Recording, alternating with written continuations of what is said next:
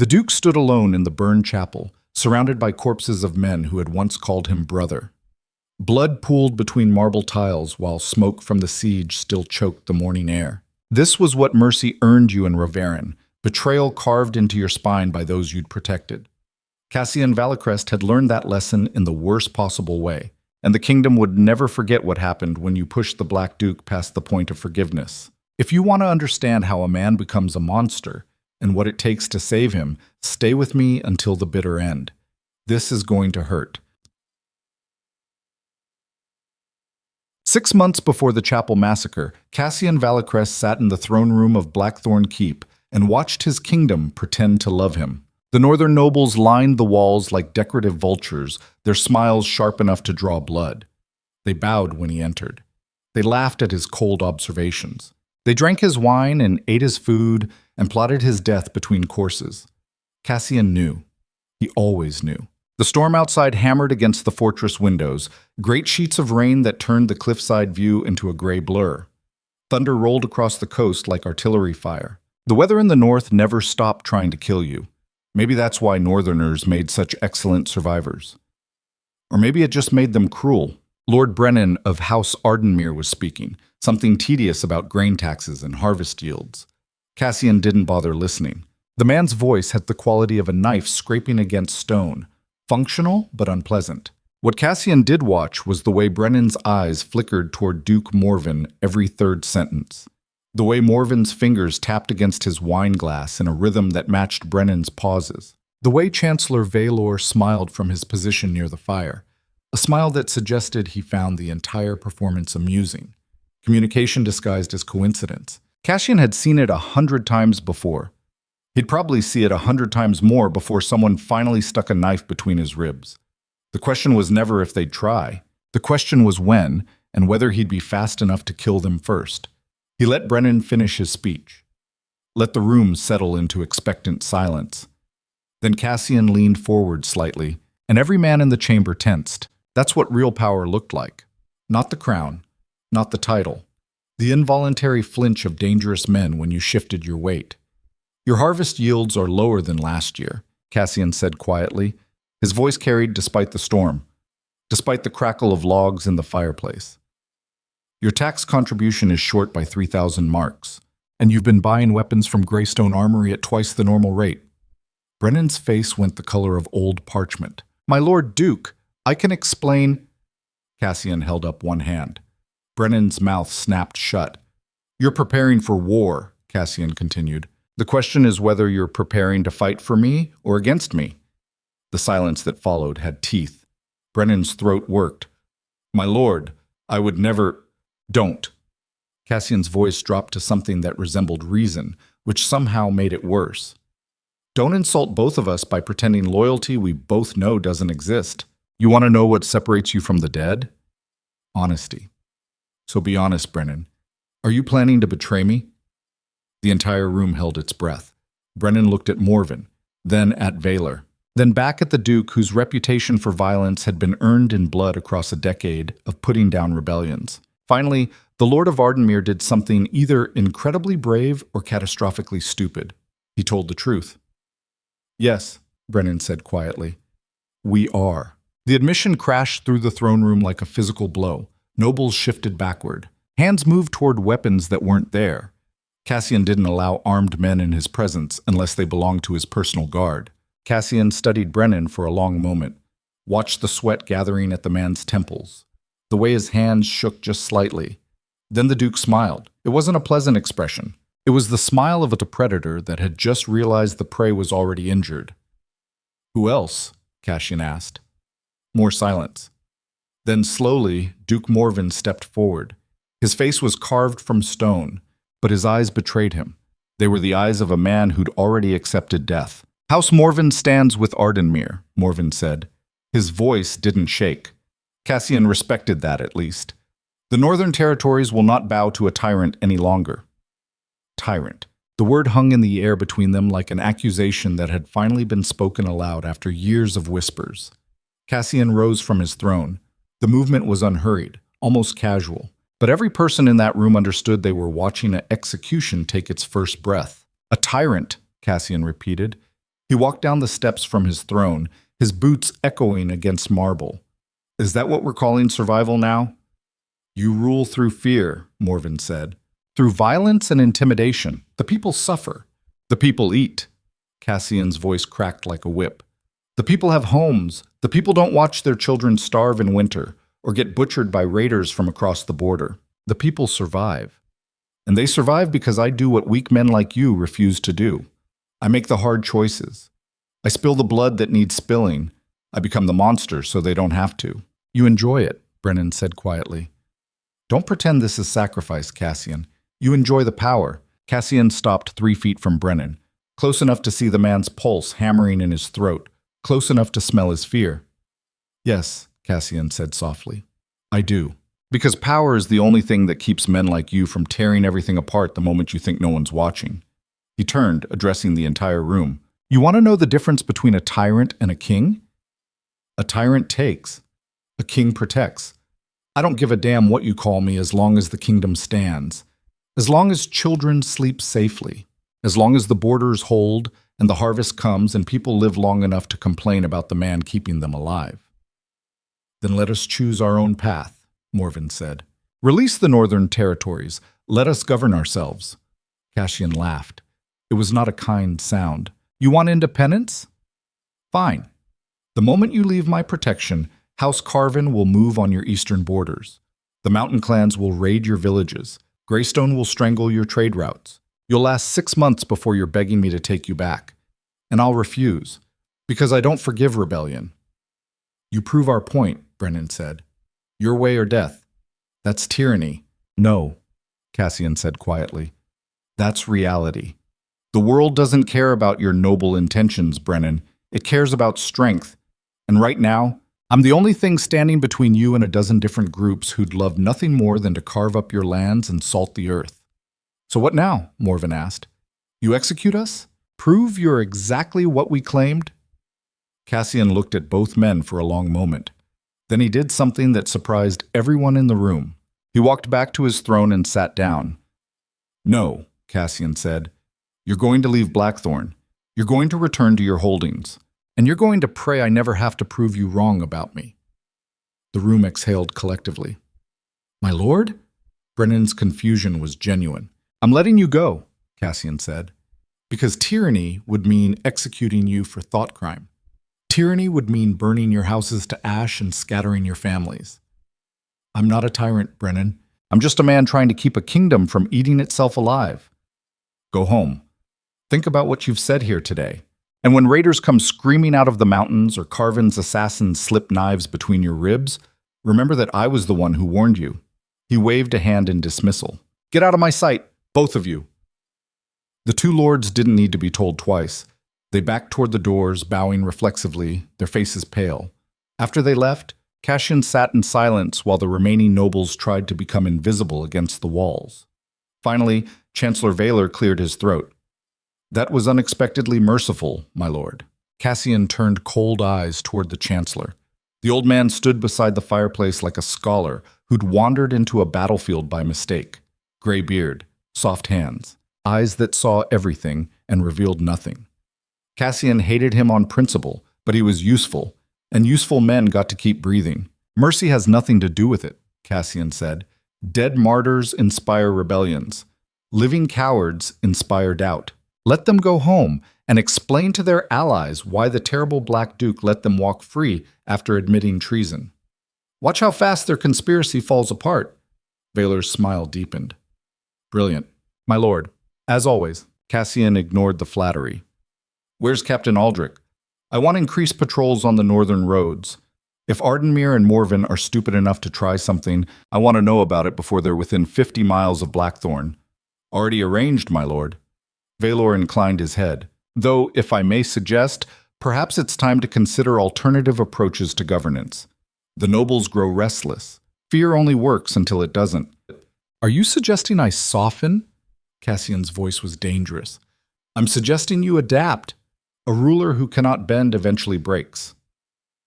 Cassian rose from his throne again, and this time when he walked toward Vaylor, the old chancellor's smile faltered. I bend when the kingdom requires it, Cassian said softly.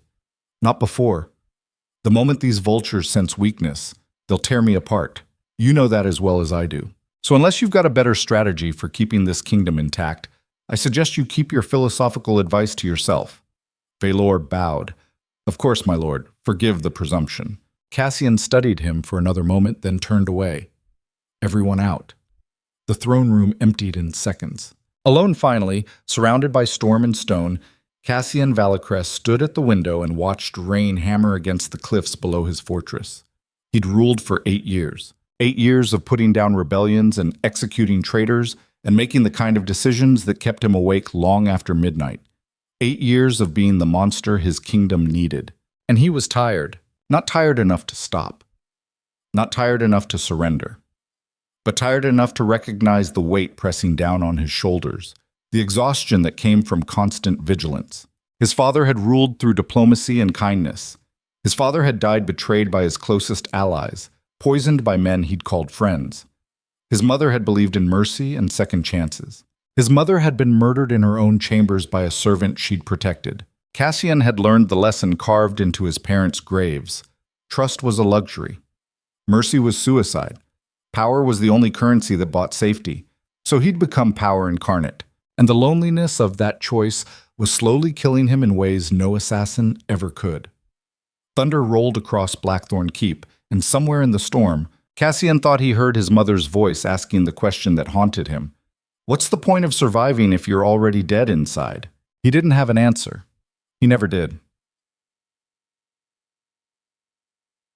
3 days later, the woman arrived. Cassian was in the training yard when Captain Aldrich found him, watching his soldiers run through combat drills in the rain. The men moved like machines. Strike. Parry. Advance. They'd been trained to kill efficiently, without hesitation, without mercy. Just like him. "My lord," Aldrich's voice cut through the sound of steel on steel. "We have a situation." Cassian didn't turn from the training. What kind of situation? A woman at the gates. Claims she's been summoned by order of the crown. Says her name is Evelina Marrow. The name meant nothing to Cassian. "Marrow? I didn't order anyone summoned. No, my lord, but the crown did." Aldrich handed over a sealed letter bearing the royal mark. "Apparently House Marrow is now under your wardship. The father died last week. Suspicious circumstances.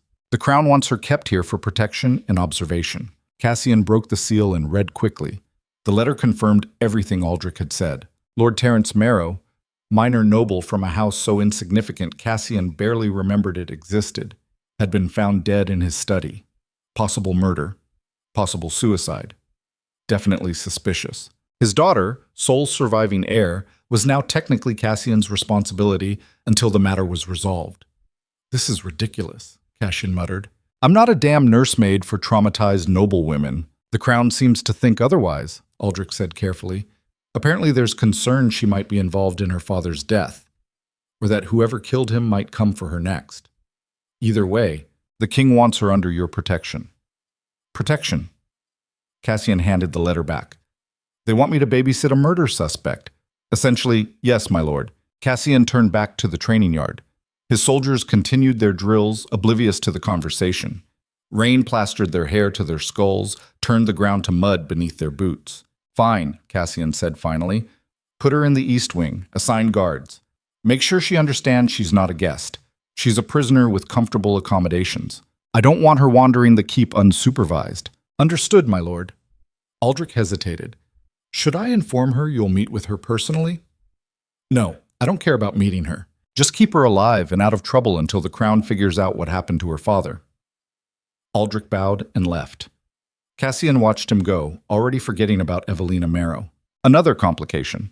Another problem dropped in his lap by a crown too weak to handle its own noble houses. He returned his attention to the training yard, watching his soldiers perfect the art of killing. He didn't think about the woman at his gates again until that evening. Dinner at Blackthorn was a formal affair despite Cassian's personal preferences. The nobility demanded ritual, required it even. So every evening, selected nobles and advisors gathered in the great hall to eat and drink and pretend they weren't constantly scheming against each other. Cassian usually attended because absence would be noticed and exploited. Tonight was no different. He sat at the head of the long table while servants brought course after course. Roasted meat, fresh bread, wine from the southern vineyards. The food was excellent because Cassian's cook knew that poor meals led to poor moods, and the Duke's poor moods led to executions. Conversation flowed around him. Trade negotiations, harvest reports, gossip about minor houses. Cassian participated minimally, offering occasional observations that reminded everyone he was paying attention, even when he appeared bored. Then the door opened, and everything changed. The woman who entered wasn't what Cassian expected. He'd expected tears, expected fragility, expected a broken young noble barely holding herself together after her father's death. Evelina Marrow was none of those things. She walked into the great hall like she owned it, her spine straight, her head high. She wore a simple black dress, mourning clothes, appropriate, but somehow she made it look like armor. Her dark hair was pulled back severely, exposing a face that was all sharp angles and sharper eyes. Green eyes that found Cassian immediately and held his gaze without flinching. The room went quiet. Every noble turned to watch the newcomer, assessing threat level, calculating advantage. Cassian leaned back in his chair and studied her. She was younger than him, mid-20s, probably, but she moved with the confidence of someone who'd already survived worse than whatever Blackthorn could throw at her. There was grief in her face, visible in the tight lines around her mouth, the shadows under her eyes. But there was also anger, and that anger was directed straight at him. Interesting. Miss Marrow, Cassian's voice carried easily through the hall. I wasn't expecting you at dinner. I thought you'd prefer to rest after your journey. Evelina stopped 3 feet from the table, close enough to be heard clearly, far enough to maintain distance. Your Grace, she said. Her voice was controlled, professional, almost cold. I appreciate your hospitality, but I'm not here to hide in my room. My father is dead. I'd like answers about why the Crown thinks I need protection or surveillance. Several nobles exchanged glances. This was unexpected. New arrivals at Blackthorn usually spent their first weeks terrified into silence. Evelina Marrow apparently hadn't gotten that message. Cassian gestured to an empty chair. Sit. We can discuss it over dinner. She didn't move. I'd rather discuss it now. The room held its breath. Cassian felt something unfamiliar stir in his chest. Not anger, exactly. Something closer to curiosity. No one challenged him like this. Not openly. Not in front of witnesses. He stood slowly, and the nobles nearest him leaned back reflexively. Your father's death is under investigation, Cassian said. His voice remained even, but there was steel underneath. The Crown believes you may be in danger, or you may be complicit. Until we know which, you're staying here under my authority. Those are the rules. If you don't like them, I suggest you take it up with the king. Evelina's jaw tightened. My father wouldn't have killed himself. And I didn't kill him. I didn't say you did. But you're treating me like a criminal. I'm treating you like a complication. Cassian walked around the table, closing the distance between them. Which is what you are. I didn't ask for you to be sent here. I don't particularly care about your family's problems, but the Crown has dumped you in my lap, so now you're my responsibility. That means you follow my rules, you stay where I can see you, and you don't make things difficult. He stopped directly in front of her, close enough to see the fury burning in those green eyes. Do we understand each other, Miss Marrow? For a long moment, she didn't respond. Just stared at him like she was trying to see past the reputation to whatever was underneath. Then quietly, perfectly. Your Grace. She turned and walked toward the empty chair Cassian had indicated earlier, sat down gracefully, picked up a wine glass and took a deliberate sip. Every person in that hall watched the exchange with fascination. Cassian returned to his seat, his mind already working through the implications. This woman was going to be a problem. He could feel it. But for the first time in months, he wasn't bored. The meal continued with forced normalcy. Nobles attempted to restart conversations, pretending they hadn't just witnessed the new arrival challenge the Black Duke in his own hall. Servants refilled wine glasses. The cook's staff brought dessert. Cassian watched Evelina from the corner of his eye. She didn't eat much, pushed food around her plate more than actually consuming it, but she participated in conversation when addressed, her responses polite and intelligent. She deflected questions about her father with practiced ease. She revealed nothing. She was good at this. Too good. Halfway through dessert, Duke Morven, apparently recovered from his admission of planned treason days earlier, decided to test the newcomer. Miss Marrow, Morven said from across the table. His smile was predatory. Such terrible circumstances bringing you here. Your father's death must weigh heavily. Evelina's expression didn't change. It does, Your Grace. Thank you for your concern. I knew Lord Terence years ago. A good man. A careful man. Not the type to make enemies. Everyone makes enemies, Evelina said quietly. The question is whether they're enemies worth having. Morven's smile sharpened. Wise words. Tell me, do you share your father's politics? He was always somewhat skeptical of concentrated power. The trap was obvious. Morven was baiting her, trying to get her to criticize Cassian publicly. Cassian waited to see how she'd respond. Evelina set down her fork carefully. My father believed in balance, she said. He believed power should serve the people, not the other way around. I suspect most reasonable people share that view. Reasonable people, Morven repeated. He glanced at Cassian. And do you find our Duke reasonable, Miss Marrow? The entire table fell silent again. Evelina met Cassian's eyes across the distance, held his gaze while the question hung between them. I find the Duke effective, she said finally. Whether that makes him reasonable depends on how one defines the term. Cassian felt his mouth twitch toward something that might have been a smile in a different lifetime. Morven, however, wasn't satisfied. Effective, he echoed. An interesting choice of words. One might argue effectiveness without conscience is simply tyranny by another name. One might argue a lot of things, Evelina said. Her voice remained calm, but there was an edge now. One might also argue that questioning your host's methods while eating his food and drinking his wine suggests a certain hypocrisy. Morven's face darkened. Before he could respond, Cassian intervened. Miss Marrow raises a valid point, Cassian said. His tone was mild, almost amused. You seem very concerned with tyranny, Morven. Perhaps you should return to your own lands and demonstrate superior governance. I'm sure we'd all benefit from your example. The rebuke was gentle, but unmistakable. Morven's jaw tightened, but he bowed his head slightly. Of course, my lord. I meant no disrespect. Of course you didn't. Cassian returned his attention to his wine glass. No one ever does. The meal ended shortly after. Nobles made excuses and fled toward their guest chambers. Within 20 minutes, only Cassian, Captain Aldrich, and Evelina remained in the great hall. Cassian dismissed Aldrich with a gesture, leaving him alone with the woman who'd somehow managed to insult, defend, and intrigue him within a single dinner conversation. Evelina stood as if to leave. Sit, Cassian said. She turned toward him, one eyebrow raised. I thought we were finished. We're not. She considered this for a moment, then returned to her chair, crossed her arms, waited. Cassian poured himself more wine. You defended me to Morven. I defended logic. She paused. And possibly manners. Why? Because he was being an idiot. Whatever you are, Your Grace, you're not stupid. And I don't have patience for people who mistake criticism for wisdom. Cassian studied her over the rim of his glass. Most people in your position would agree with Morven, would use any opportunity to undermine me. Most people in my position aren't being accused of murdering their father. Fair point. Cassian set down his glass. Tell me what happened. I don't know what happened. Evelina's composure cracked slightly, grief bleeding through. I found him in his study. There was blood. The servant said suicide, but that's insane. My father wouldn't... She stopped. Took a breath. Rebuilt her control.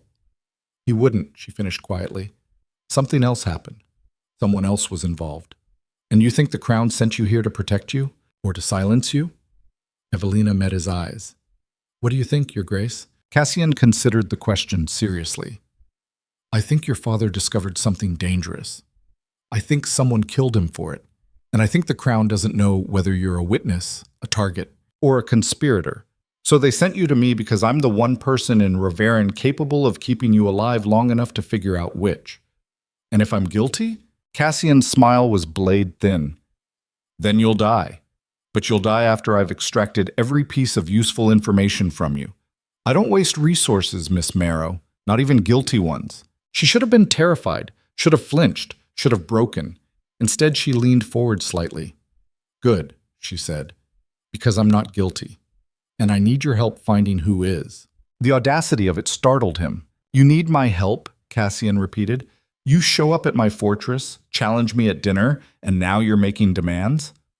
I'm stating facts. She didn't back down. Someone murdered my father. The same someone is probably trying to frame me. You're the only person with enough power to investigate without political interference. So yes, Your Grace, I need your help. And if you're half as effective as your reputation suggests, you'll provide it. The silence that followed was absolute. Then Cassian did something he almost never did. He laughed. It wasn't a long laugh, wasn't particularly warm, but it was genuine. You're either incredibly brave or catastrophically stupid, he said. I haven't decided which. Does it matter? Probably not. Cassian stood, and she stood with him automatically. Fine. I'll look into your father's death. Not because you asked nicely, but because unsolved murders in minor houses tend to be symptoms of larger problems. If someone killed Lord Terrence, I want to know who and why. Thank you, Evelina said. Don't thank me yet. Cassian walked toward the door, then paused. You'll still be confined to the keep. You'll still be watched. And if I find evidence you were involved, being interesting won't save you. Understood. He turned to leave, then stopped again. One more thing, Miss Marrow. Yes, Your Grace? Don't ever defend me again. I don't need it. And it makes people wonder whose side you're on. Evelina's smile was small and sharp. Maybe I'm on my own side, Your Grace, just like everyone else in this fortress. Cassian looked at her for a long moment. Then he left without another word. Later that night, alone in his private chambers, Cassian stood at the window and watched storms roll across the northern coast. His mind kept returning to green eyes and sharp words, and a woman who somehow didn't understand she was supposed to be afraid of him. Captain Aldrich had left the initial investigation report on Lord Terrence Marrow on his desk. Cassian read through it methodically. Minor noble. Modest holdings. No significant enemies. Found dead in his study with his throat cut. The wound was clean, professional. Not a suicide. Not a crime of passion. An execution. The question was what Lord Terrence had done to deserve execution. What had he known? What had he seen? And why had someone thought the daughter needed to be neutralized afterward? Cassian made a mental list of people to question, houses to investigate, threads to pull. He didn't notice he'd decided to help Evelina until he was already several steps into planning how. Outside, lightning split the sky. Thunder followed seconds later, shaking the stones of Blackthorn Keep. And somewhere in the East Wing, a woman who'd just lost everything lay awake wondering if the monster she'd asked for help would save her or destroy her. The answer, Cassian knew, would probably be both. The investigation into Lord Terrence Marrow's death began at dawn. Cassian didn't sleep much anyway. 4 hours on good nights, less when his mind refused to quiet. This particular night had been worse than usual. Green eyes and sharp words circling through his thoughts, like vultures waiting for something to die. By the time gray light crept through his window, he'd already dressed and summoned Captain Aldrich to his private study. The captain arrived within minutes, still fastening his sword belt. Tell me about the Marrow estate, Cassian said without preamble. Who found the body? What was the scene like? And don't give me the sanitized version from the official report. Aldrich pulled out a leather journal, flipping through pages covered in tight handwriting. Lord Terrence was found by his steward, a man named Corwin Blake. According to Blake, he entered the study around dawn to deliver the morning correspondence and found Marrow slumped over his desk. Throat cut, blood everywhere. The windows were locked from inside. The door had been barred from inside as well. Suicide, Cassian said flatly. That's what the local magistrate concluded. Aldrich's tone suggested he disagreed. But the wound was too clean, too professional, and there was no weapon found in the room. Cassian felt his jaw tighten. So someone killed him, made it look like suicide, and removed the murder weapon after barring the door from inside. Seems that way, my lord. Which means either the killer had access to another exit we don't know about, or someone inside the household helped cover it up after the fact. Aldrich nodded. I've already sent riders to the Marrow estate. They should return with Blake and any other relevant witnesses by tomorrow evening. Good. Cassian moved to the window, watching the training yard below. What about Evelina Marrow? What do we know about her movements that night? She claims she was asleep in her chambers. Her maid confirms this, though the maid's testimony is questionable given her loyalty to the family. Everyone's testimony is questionable, Cassian muttered. We're not dealing with honest people here. We're dealing with people who want to survive. Aldrich waited, familiar with the Duke's process. Cassian thought out loud, worked through problems by speaking them into existence. Who benefits from Terence Marrow's death? Cassian asked. The daughter inherits, technically, though there's not much to inherit. The estate is mortgaged. The holdings are minimal. House Marrow was barely solvent, so not a financial motive. Cassian turned from the window. What about political? Did Terence have enemies? Was he involved in anything that might threaten someone powerful? Nothing obvious. Aldrich flipped through more pages. He kept to himself mostly. Attended court rarely. Voted with the majority on most issues. He was insignificant, my lord. Forgive the bluntness. Don't apologize for accuracy. Cassian's mind worked through possibilities. Insignificant men don't get assassinated unless they stumble onto something significant. Find out what Terence was doing in the weeks before his death, who he met with, what correspondence he received.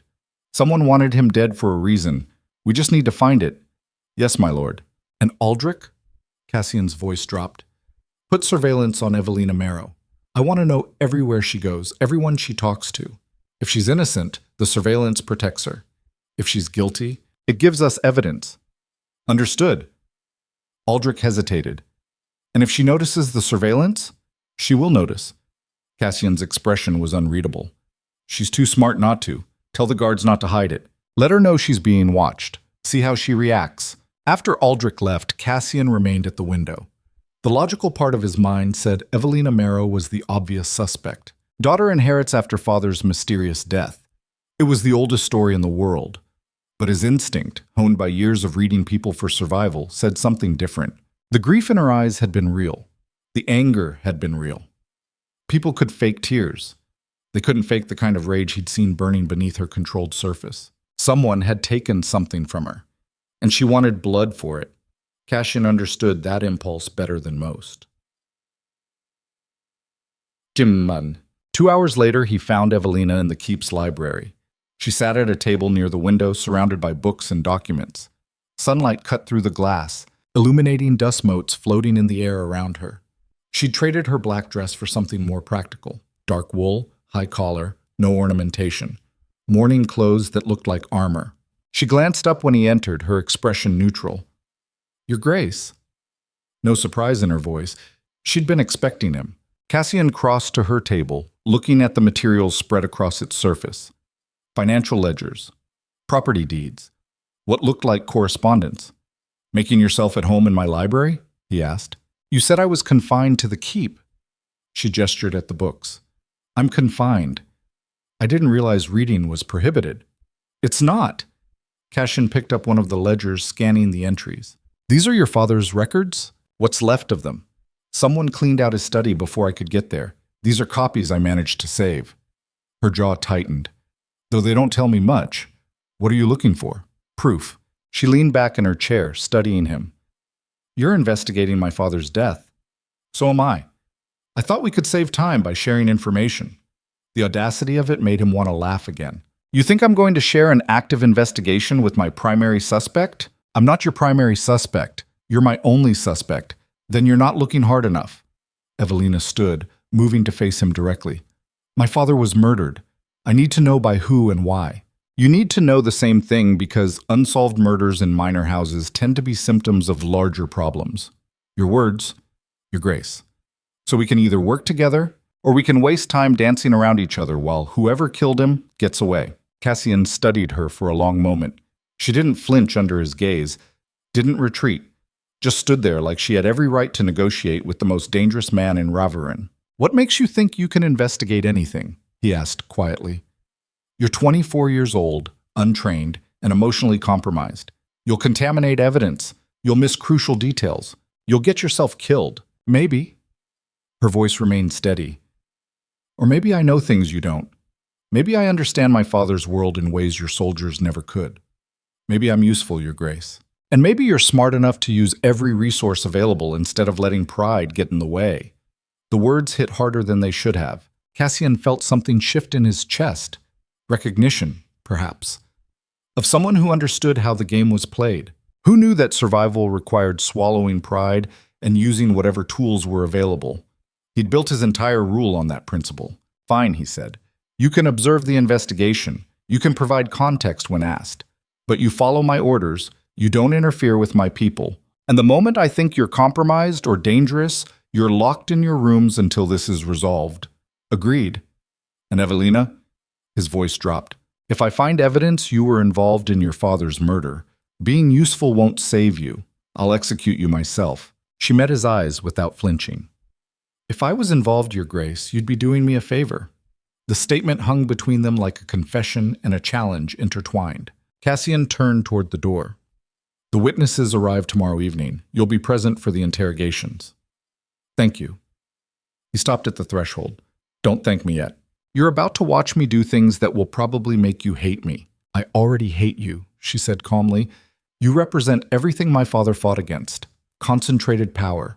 Brutality disguised as protection. The kind of rule that crushes people into submission and calls it peace.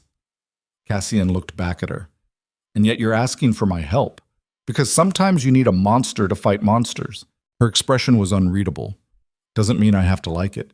He should have been angry, should have reminded her who held power here, should have put her back in her place with the kind of casual cruelty that kept everyone else in line.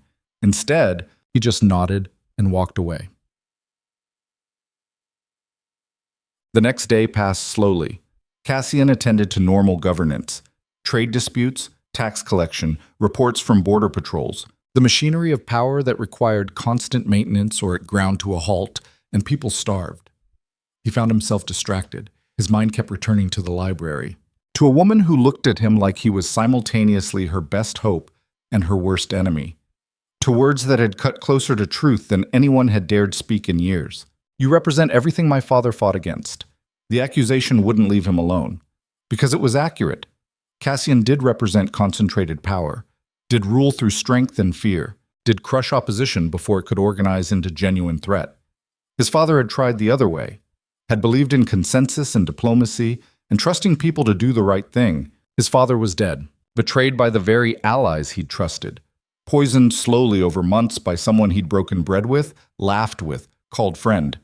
Cassian had been 21 when he found his father's body, had been 21 when he realized mercy was a luxury only the strong could afford, and his father hadn't been strong enough.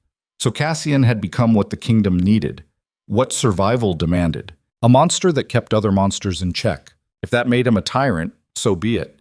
At least tyranny kept children fed and villages safe and the borders secure. At least tyranny meant people lived long enough to complain about the man protecting them.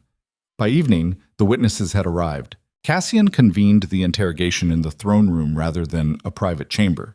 He wanted the formality, wanted the witnesses to understand the weight of lying under the Duke's direct questioning. Evelina stood to his right, slightly behind the throne. He'd positioned her deliberately, close enough to hear everything, far enough to emphasize she was observer, not participant. Captain Aldrich brought in the first witness. Corwin Blake was a thin man in his 50s, gray-haired and nervous. He kept his eyes down, hands clasped in front of him like he was praying to some absent god. Master Blake, Cassian said. His voice echoed through the chamber. You found Lord Terrence's body. Tell me exactly what you saw. Blake swallowed hard. I came to the study at dawn, Your Grace, as I did every morning, to bring the morning correspondence and the household accounts. The door was barred? Yes, Your Grace. From the inside. I knocked several times. When Lord Terrence didn't answer, I became concerned. He was always awake early, always answered. So you broke down the door? Blake shook his head. No, Your Grace, I fetched the footman. 3 of us together, we broke it down. And what did you find? Blake's face went pale at the memory. Lord Terrence was at his desk, slumped forward. There was so much blood, Your Grace. It was everywhere. The desk, the floor, his clothes. The wound? His throat. Blake touched his own neck reflexively, cut deep. From here to here. From which direction? Cassian leaned forward. Left to right or right to left? Blake blinked, confused by the question. I don't know, Your Grace. I didn't look that closely. Cassian glanced at Aldrich, who made a note. What else was in the room? Just Lord Terrence. And the blood. And his papers. Everything looked normal except for what? The window. Blake's voice dropped. It was open, just slightly, enough for air to come through. But the locks were still fastened. Locks can be fastened from outside if you know how, Cassian said. Was anything missing from the room? Anything out of place? Not that I noticed, Your Grace, but I wasn't. I wasn't thinking clearly. Cassian studied the man for a long moment. Blake was terrified, but not because he was guilty, because he was in the presence of the Black Duke, and everyone knew what happened to people who displeased the Black Duke.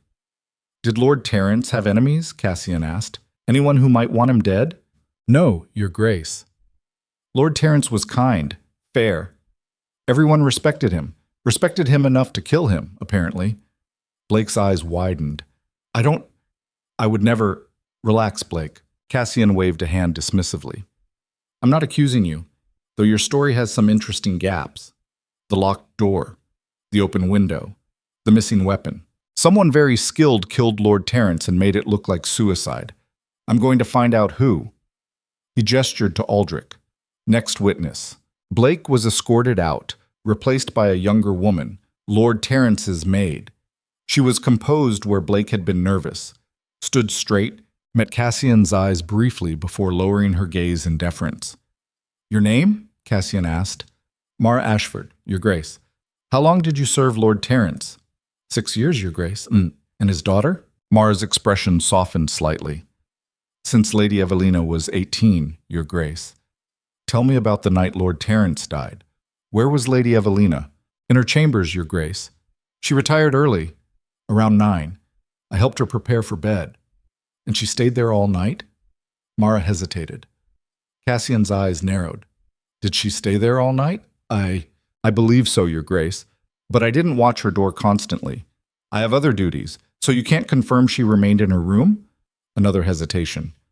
No, Your Grace. I cannot confirm it with certainty.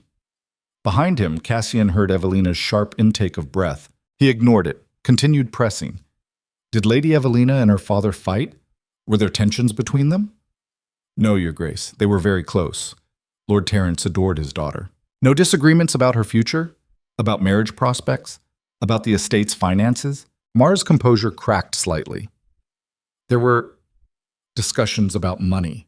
The estate was struggling. Lord Terence was worried about providing for Lady Evelina's future. But they didn't fight about it. Lady Evelina understood the situation. What situation? That the money was gone. That without an advantageous marriage, Lady Evelina would have nothing after Lord Terence died. And was such a marriage arranged? Silence. Cassian's voice sharpened. Was a marriage arranged? So, Lord Terence had been in discussions, Mara said quietly, with Lord Brennan of House Ardenmere, for Lady Evelina's hand. The words dropped into the throne room like stones into still water. Cassian felt every muscle in his body go rigid. Lord Brennan, the same lord who'd admitted treason days earlier, the same lord who'd walked out of this very room after Cassian had foolishly let him leave. And he'd been negotiating to marry Evelina Marrow. Cassian turned slowly to look at Evelina. Her face was absolutely white. Her hands were clenched into fists at her sides. You didn't mention that, Cassian said quietly. I didn't know. Her voice shook slightly. My father never told me. You didn't know your father was arranging your marriage? No. The word came out sharp. He knew I'd refuse. He was trying to protect me from having to make the choice. Cassian turned back to Mara. When were these negotiations happening? The weeks before Lord Terence's death, Your Grace. And did Lady Evelina ever overhear these discussions? Mara's silence was answer enough. Cassian felt the pieces clicking into place, a pattern emerging from chaos. Lord Terence negotiating with House Ardenmere, the same house planning rebellion, the same house that would benefit from controlling the Marrow estate, small as it was, because it bordered strategic territory. Terence discovers the rebellion plot, threatens to expose it, gets killed before he can talk. And his daughter gets sent to Blackthorn where she's either protected or neutralized depending on what she knows. He dismissed Mara with a gesture. When they were alone as one could be with guards posted at every entrance, Cassian finally addressed Evelina directly. Were you going to tell me about Brennan? Her jaw was tight. I told you. I didn't know. But you suspected. You heard something, saw something. That's why you looked so angry when his name came up during dinner. She didn't deny it. What does it matter? It matters because Lord Brennan is a traitor planning rebellion against me. It matters because your father was negotiating with him weeks before his death. It matters because someone killed your father to keep him quiet, and I need to know if you're a witness or an accomplice. The accusation hung between them. Evelina's eyes blazed. You think I killed my own father to avoid a marriage? I think you had motive. I think you had opportunity. I think you're smart enough to fake grief and desperate enough to manipulate me into helping you cover it up. Her hand moved so fast, Cassian almost didn't react in time. The slap connected with his face, sharp and stinging. Every guard in the room moved immediately, hands on weapons. Captain Aldrich was already stepping forward. Cassian held up one hand. The guards froze. He touched his cheek where she'd struck him. Felt the heat there. Tasted blood where his own teeth had cut the inside of his mouth. No one had hit him in 8 years. No one had dared. Evelina stood perfectly still, her chest heaving, fury and grief warring across her face. I loved my father, she said. Her voice was raw. He was the only person in this entire kingdom who gave a damn whether I lived or died. He was kind and good, and he tried so hard to do the right thing, even when the right thing meant sacrificing everything. And someone murdered him. Someone cut his throat and left him to bleed out alone in his study. And you're standing here accusing me of being part of it because I had motive and opportunity, like that means anything. She took a step closer. Cassian's guards tensed, but he didn't move. Everyone has motive, Your Grace. Everyone has opportunity. That's what you taught me, isn't it? Everyone's a suspect because everyone's capable of murder when survival demands it. So yes, I could have killed him, but I didn't. And if you were half as good at reading people as your reputation suggests, you'd already know that. The silence that followed was absolute. Then Cassian did something that surprised everyone in the room, himself included. He started to laugh. Not the cold, controlled laugh from before. This was something rawer, more genuine. The sound of a man who'd just realized he'd been outplayed. You're right, he said finally. I should have known. Evelina blinked, clearly thrown. I've spent 8 years learning to read people. Cassian's voice was quiet now, almost reflective. Learning to see through lies and manipulation and performance. Your grief is real. Your anger is real. You didn't kill your father. Then why accuse me? Because I needed to see how you'd react under pressure. Needed to know if you'd break or fight back. He gestured at his face where she'd struck him. You fought back. That tells me everything I need to know about whether you're strong enough for what comes next. Which is what? War. Cassian turned toward the window.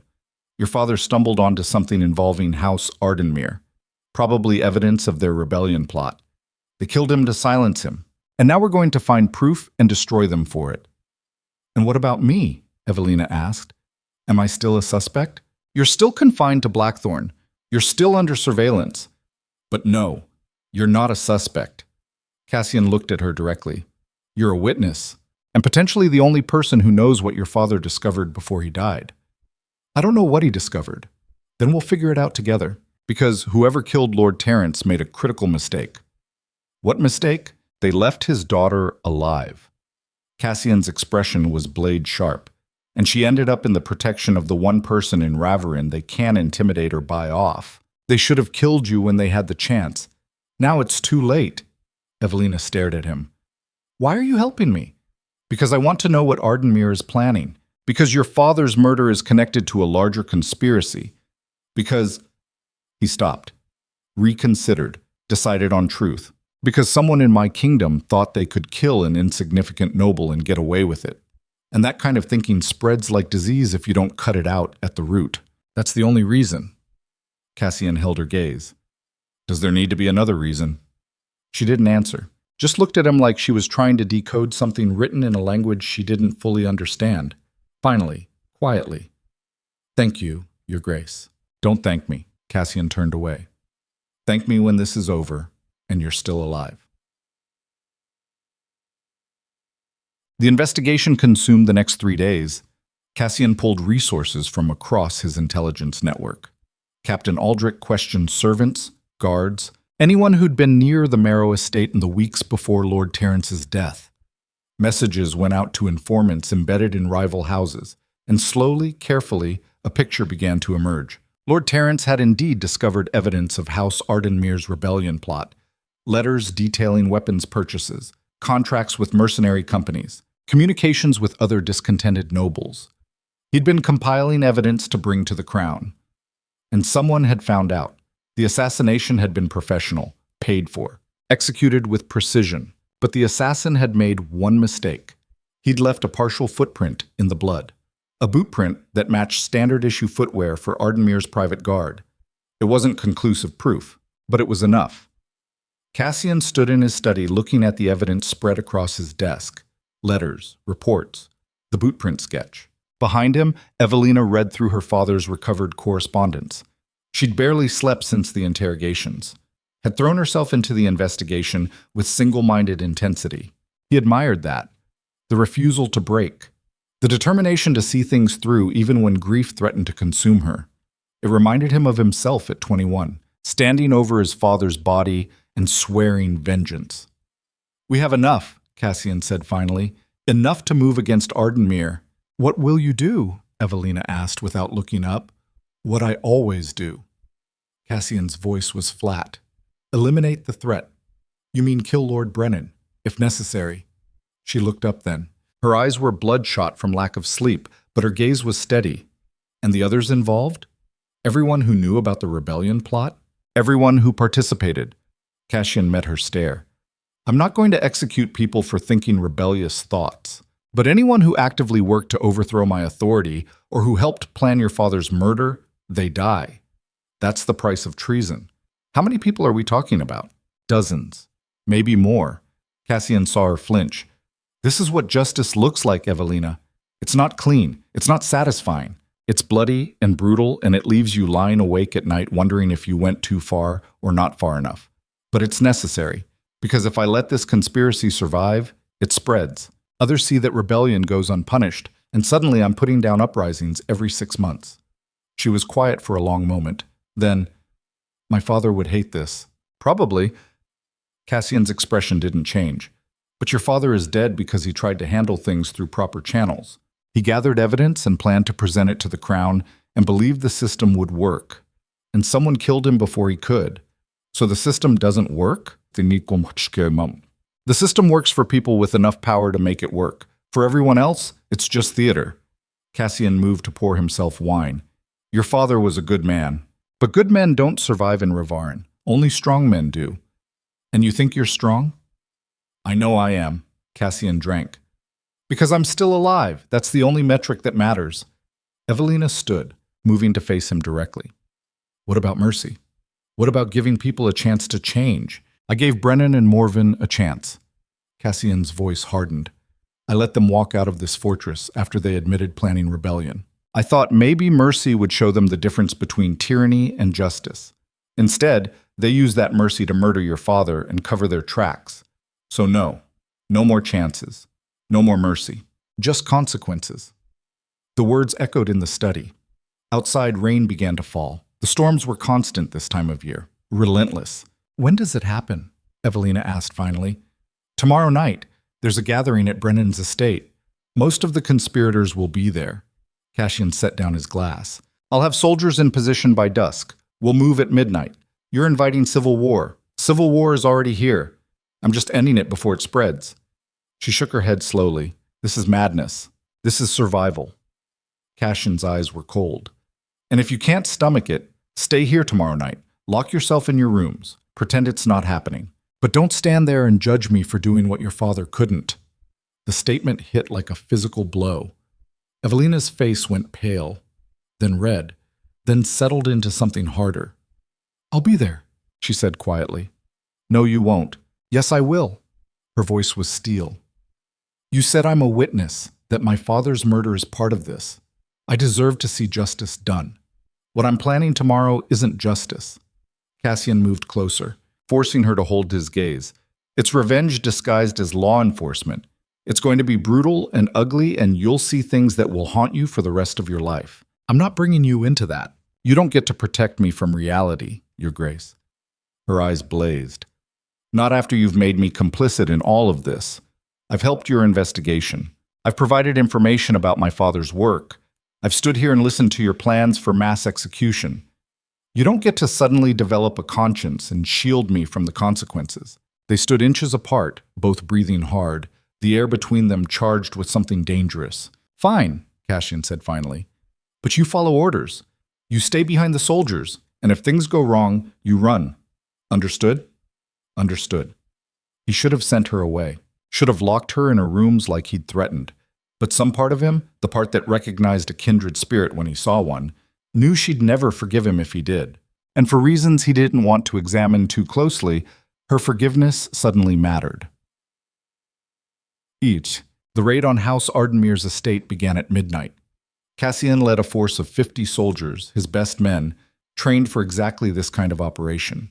They moved through the darkness like shadows, surrounding the manor house while the conspirators inside drank wine and plotted rebellion.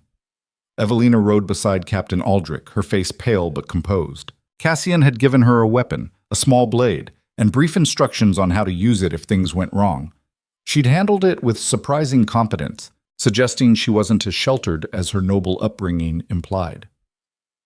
The manor was lit up like a festival. Through the windows, Cassian could see nobles gathered in the great hall, celebrating something. Their coming victory, probably. Their planned uprising. They had no idea death was already at their door. Cassian raised one hand. His soldiers froze. He looked at Aldrich. On my signal. Then he walked directly to the front entrance and knocked. The casual audacity of it made Evelina inhale sharply. The door opened. A servant looked out, saw the Duke of Blackthorn standing on the threshold, and went white. Inform Lord Brennan that Duke Valicrest is here to see him. Cassian's voice was perfectly pleasant. Now. The servant fled. Within moments, chaos erupted inside the manor. Cassian could hear shouting, running footsteps, someone screaming for guards. He waited patiently. Lord Brennan appeared at the door, his face flushed with wine and fear. Behind him, other nobles crowded into the hallway. Cassian recognized at least a dozen faces from court. Your Grace. Brennan's voice shook. This is unexpected. I'm sure it is. Cassian smiled. May I come in? Or would you prefer to conduct our business here on your doorstep? Brennan glanced back at the other conspirators, saw no help there, looked at the Duke standing calmly before him like death in human form. Of course, Your Grace. Please, enter. Cassian stepped inside. His soldiers flooded in behind him, weapons drawn. The nobles in the hallway scrambled backward. Someone tried to run. Cassian's soldiers cut off the escape routes. Within seconds, the entire gathering was surrounded. Lord Brennan, Cassian's voice carried through the sudden silence. You're under arrest for conspiracy, treason, and the murder of Lord Terence Marrow. Brennan's face went from red to gray. Your Grace, I don't know what you think. I think you planned rebellion against my authority. I think you recruited these nobles to join your cause. I think you discovered Lord Terence had evidence of your conspiracy and you had him killed to protect yourselves. Cassian's eyes swept the room. And I think everyone in this hall is complicit. You have no proof, Duke Morven said from the back. His voice was steady despite the soldiers surrounding him. You can't just arrest half the northern nobility without evidence. Cassian gestured to Aldrich, who produced a document case.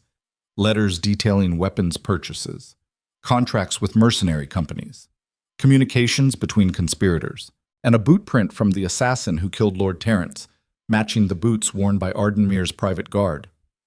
Aldrich threw the documents onto a table. They scattered across the wood like accusations. That's not evidence of my involvement, Brennan tried. Someone could have planted... Don't! Cassian's voice dropped to something lethal. Don't insult both of us by pretending innocence. You admitted rebellion to my face weeks ago. I let you walk away because I thought mercy might teach you something. Instead, you used that mercy to murder a good man and threaten my kingdom. So no more lies. No more pretense. He looked at each noble in turn. All of them saw their death in his eyes. You have one chance to survive this night, Cassian said. Confess your involvement, name everyone who participated, and accept punishment for treason. Those who cooperate will face imprisonment rather than execution. Those who resist will die here. You have until I count to 3. The room exploded into chaos. Some nobles immediately started confessing, words tumbling over each other as they tried to save themselves. Others protested innocence. A few tried to fight. Cassian's soldiers cut them down within seconds. Brennan stood frozen, watching his conspiracy collapse in real time. Cassian walked up to him slowly, stood inches away. Your father killed mine, Brennan said quietly. Poisoned him. Did you know that? The words stopped Cassian cold. My father was your father's closest friend, Brennan continued. His voice was raw. They grew up together, trusted each other. And when your father's policies started threatening our holdings, threatening our way of life, my father made a choice. He poisoned the man he loved because he thought it would save the kingdom. Cassian felt ice spreading through his chest. You're lying. I'm dying. Why would I lie? Brennan's eyes were hollow. My father confessed it to me on his own deathbed, told me he'd spent 20 years regretting it, told me Duke Valicrest had been his best friend, and he'd murdered him anyway because he thought concentrated power was dangerous. Because he thought your father was becoming a tyrant. Cassian's hand moved to his sword automatically. But Brennan wasn't finished. And then you became exactly what my father feared. You became the tyrant your father never was. You proved him right.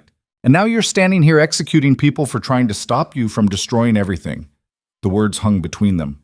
Cassian could feel everyone watching, could feel Evelina's eyes on him, could feel the weight of history repeating itself, sons paying for father's sins in blood and betrayal. Your father was wrong, Cassian said finally. His voice was quiet but carried through the hall. My father wasn't becoming a tyrant. He was becoming weak.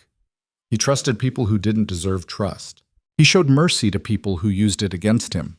And it got him killed. So yes, I learned from his mistakes. I became strong where he was weak. I became ruthless where he was merciful. And the kingdom survived because of it. He drew his sword. And now you're going to die because you couldn't learn the same lesson. Brennan closed his eyes, whispered something that might have been a prayer. Cassian's blade took his head in one clean stroke. The body fell. Blood pooled across expensive carpet, and the civil war everyone had been afraid of finally ignited into open flame. By dawn, 17 nobles were dead.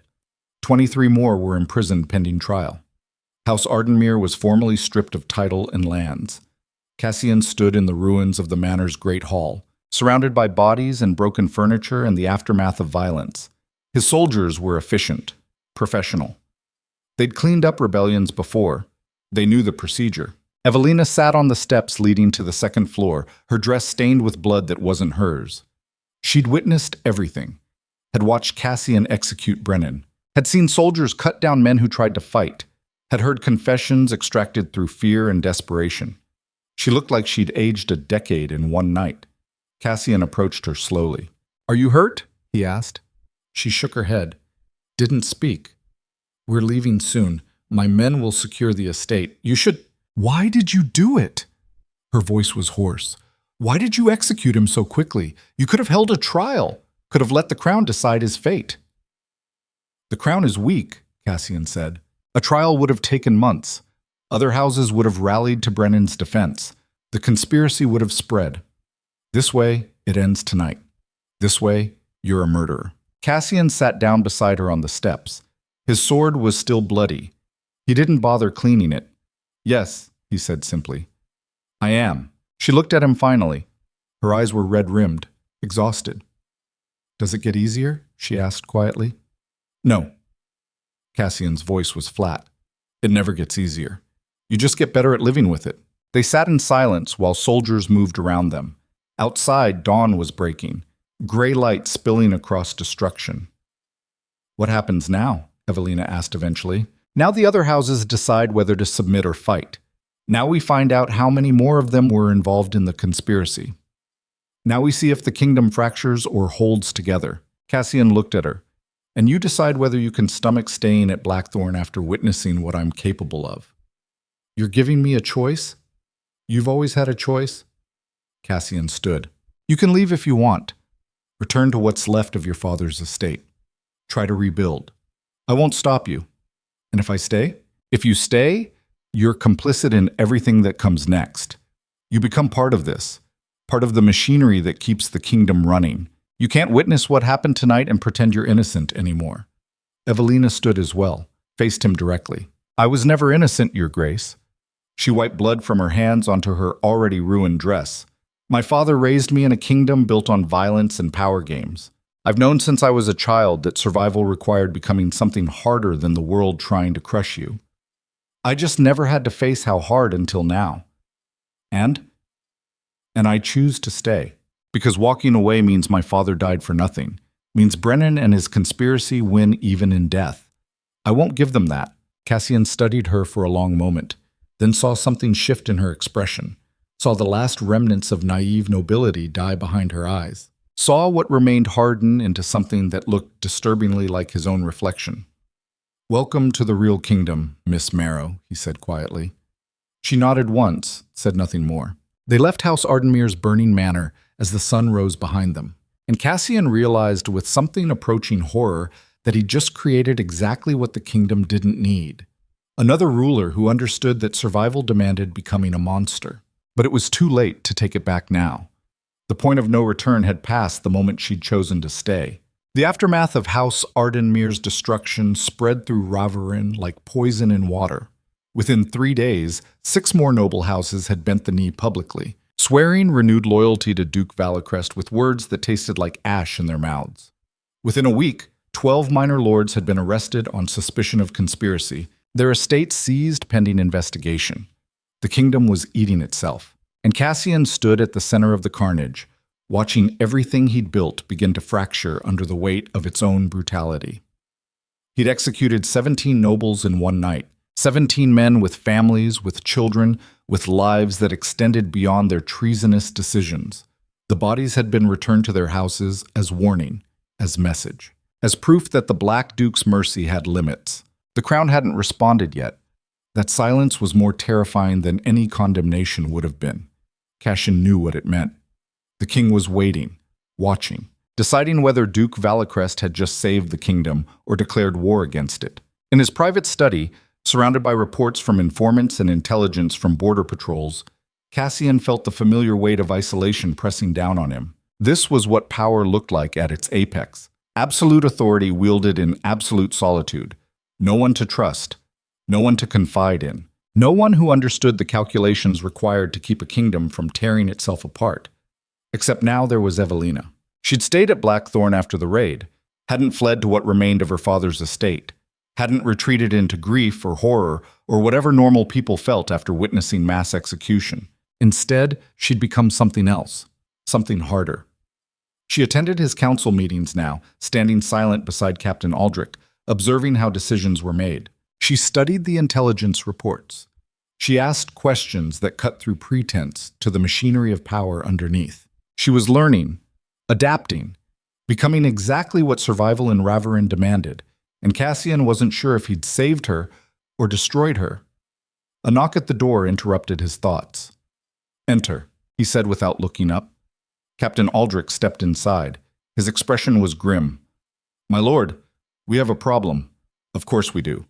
Cassian set down the report he'd been reading. "What kind of problem?" "Chancellor Valor has requested an urgent audience. Says it's a matter of kingdom security." Cassian's jaw tightened. The Chancellor had been conspicuously absent since the Ardenmere raid, had sent messages of support, but hadn't appeared in person. That absence had been noted, questioned. "Send him in." Aldrich hesitated. "My lord, there's something else." "What?" "Miss Marrow received a letter this morning from the Crown.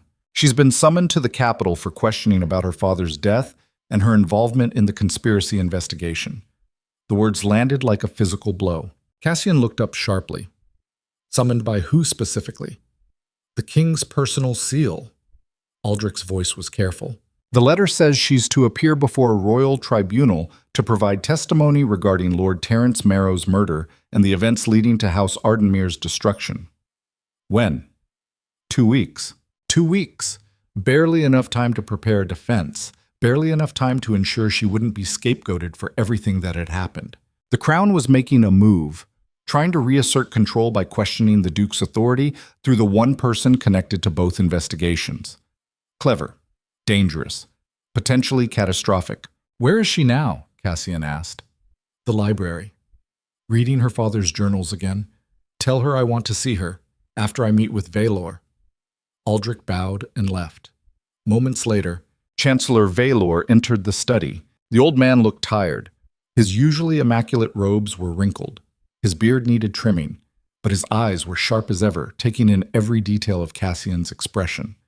Your Grace, Valor bowed formally. Thank you for seeing me on short notice. You said it was urgent. Cassian gestured to a chair. Sit. Tell me what's worth interrupting my work. Valor sat slowly, like his bones hurt. There are whispers at court, my lord. Dangerous whispers. There are always whispers. Be specific. Whispers that you've overstepped. That the Ardenmere executions were an act of tyranny rather than justice. That you're consolidating power in preparation for challenging the crown itself. Cassian's expression didn't change. And what do you think, Chancellor? Valor met his gaze steadily. I think you did what was necessary. But necessary actions don't always look like justice to those who weren't there, and perception matters in politics. The king thinks I'm a threat. The king thinks you're becoming unpredictable, which is almost worse. Valor leaned forward. My lord, you've ruled with strength and decisiveness for 8 years. The kingdom has prospered under your authority. But the Ardenmere raid changed something. Made people remember that concentrated power cuts both ways. It can protect or it can destroy. And right now, they're not sure which you represent. They should be grateful, Cassian said coldly. I eliminated a conspiracy that would have plunged Ravarn into civil war. They should be. Valor's voice was gentle, which somehow made his words more cutting. But gratitude requires trust, and trust requires believing that power will be used responsibly. After 17 executions in one night, that trust is strained. So what would you have me do? Apologize? Show weakness? Cassian's voice hardened. The moment I do that, every other house planning rebellion takes it as invitation. I can't afford mercy, Valor. Not now. I'm not suggesting mercy. The Chancellor's tone remained measured. I'm suggesting restraint. The king has summoned Miss Marrow for questioning. That's not random. That's a test. He wants to see if you'll interfere with royal authority to protect someone under your wardship. Of course I'll interfere. Cassian's response was immediate. Evelina had nothing to do with the conspiracy. Questioning her is political theater designed to undermine my investigation. Perhaps. Or perhaps it's an opportunity. For what? For showing the kingdom that you respect royal authority, that you're not positioning yourself as an alternative to the crown. Valor paused. Let her go, my lord. Let her testify. Show that you have nothing to hide. Cassian stared at the old man. You want me to send her into a tribunal designed to discredit everything we've done? I want you to demonstrate that Duke Valicrest serves the crown, not his own interests. That you're not a tyrant gathering power for personal gain. And if they decide to use her testimony against me? If they twist her words into evidence of overreach? Then you respond through proper channels. You defend yourself before the king. You remind the court of your service and loyalty. Valor's eyes were hard now. But you don't start a war over one woman's testimony, my lord. That's exactly what your enemies want. Proof that you care more about personal control than the kingdom's stability. The logic was sound. Cassian hated that it was sound, because everything in him recoiled at the idea of sending Evelina alone into a political minefield. She'd already lost her father, already been dragged into a conspiracy investigation, already witnessed horrors that would scar her permanently, and now the crown wanted to use her as leverage against him. I'll consider your advice, Cassian said finally. Was there anything else? One more thing. Valor's expression grew even more serious. There are rumors about your relationship with Miss Marrow. What kind of rumors? The kind that suggest your protection of her goes beyond wardship. The kind that make people question your objectivity regarding her father's investigation and the Ardenmere raid. Cassian felt ice sliding down his spine. Say what you mean, Chancellor. I mean that people are saying Duke Valicrest has become personally involved with his ward. That your decisions regarding her case are compromised by attachment rather than guided by justice. That's absurd. Cassian's voice was flat. Miss Marrow is under my protection because the crown assigned her to my custody. My actions regarding her father's murder and the conspiracy investigation have been entirely appropriate. I believe you, my lord. Valor stood slowly. But belief doesn't matter in politics. Appearance matters. And right now, the appearance is that you executed 17 nobles partially to avenge the death of a woman you've grown attached to. Get out. The words came out quiet. Lethal. Valor bowed.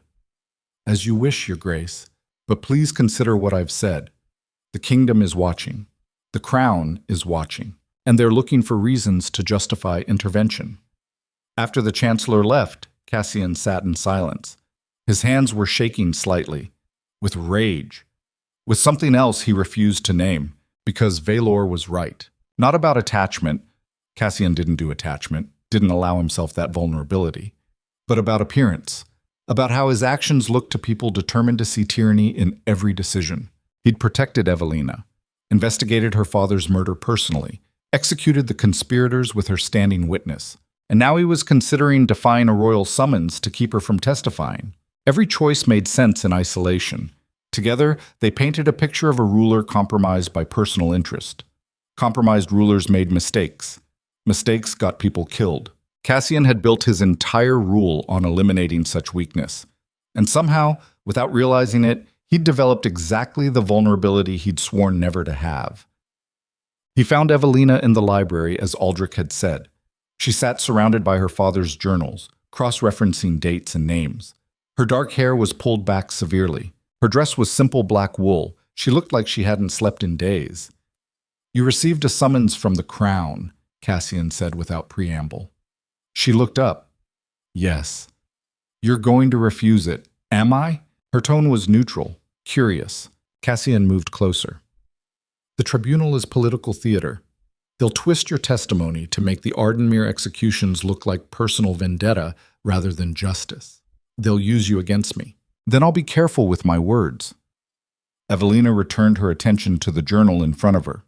"I can handle a few hostile nobles asking questions, Your Grace." "No, you can't." Cassian's voice hardened. "You've been at Blackthorn for 3 weeks. You don't understand how court politics work. They'll ask questions designed to trap you. They'll put words in your mouth. They'll make you look complicit in things you had no part of. So teach me." She met his eyes. "You have 2 weeks. Use them. That's not the point." "Then what is the point?"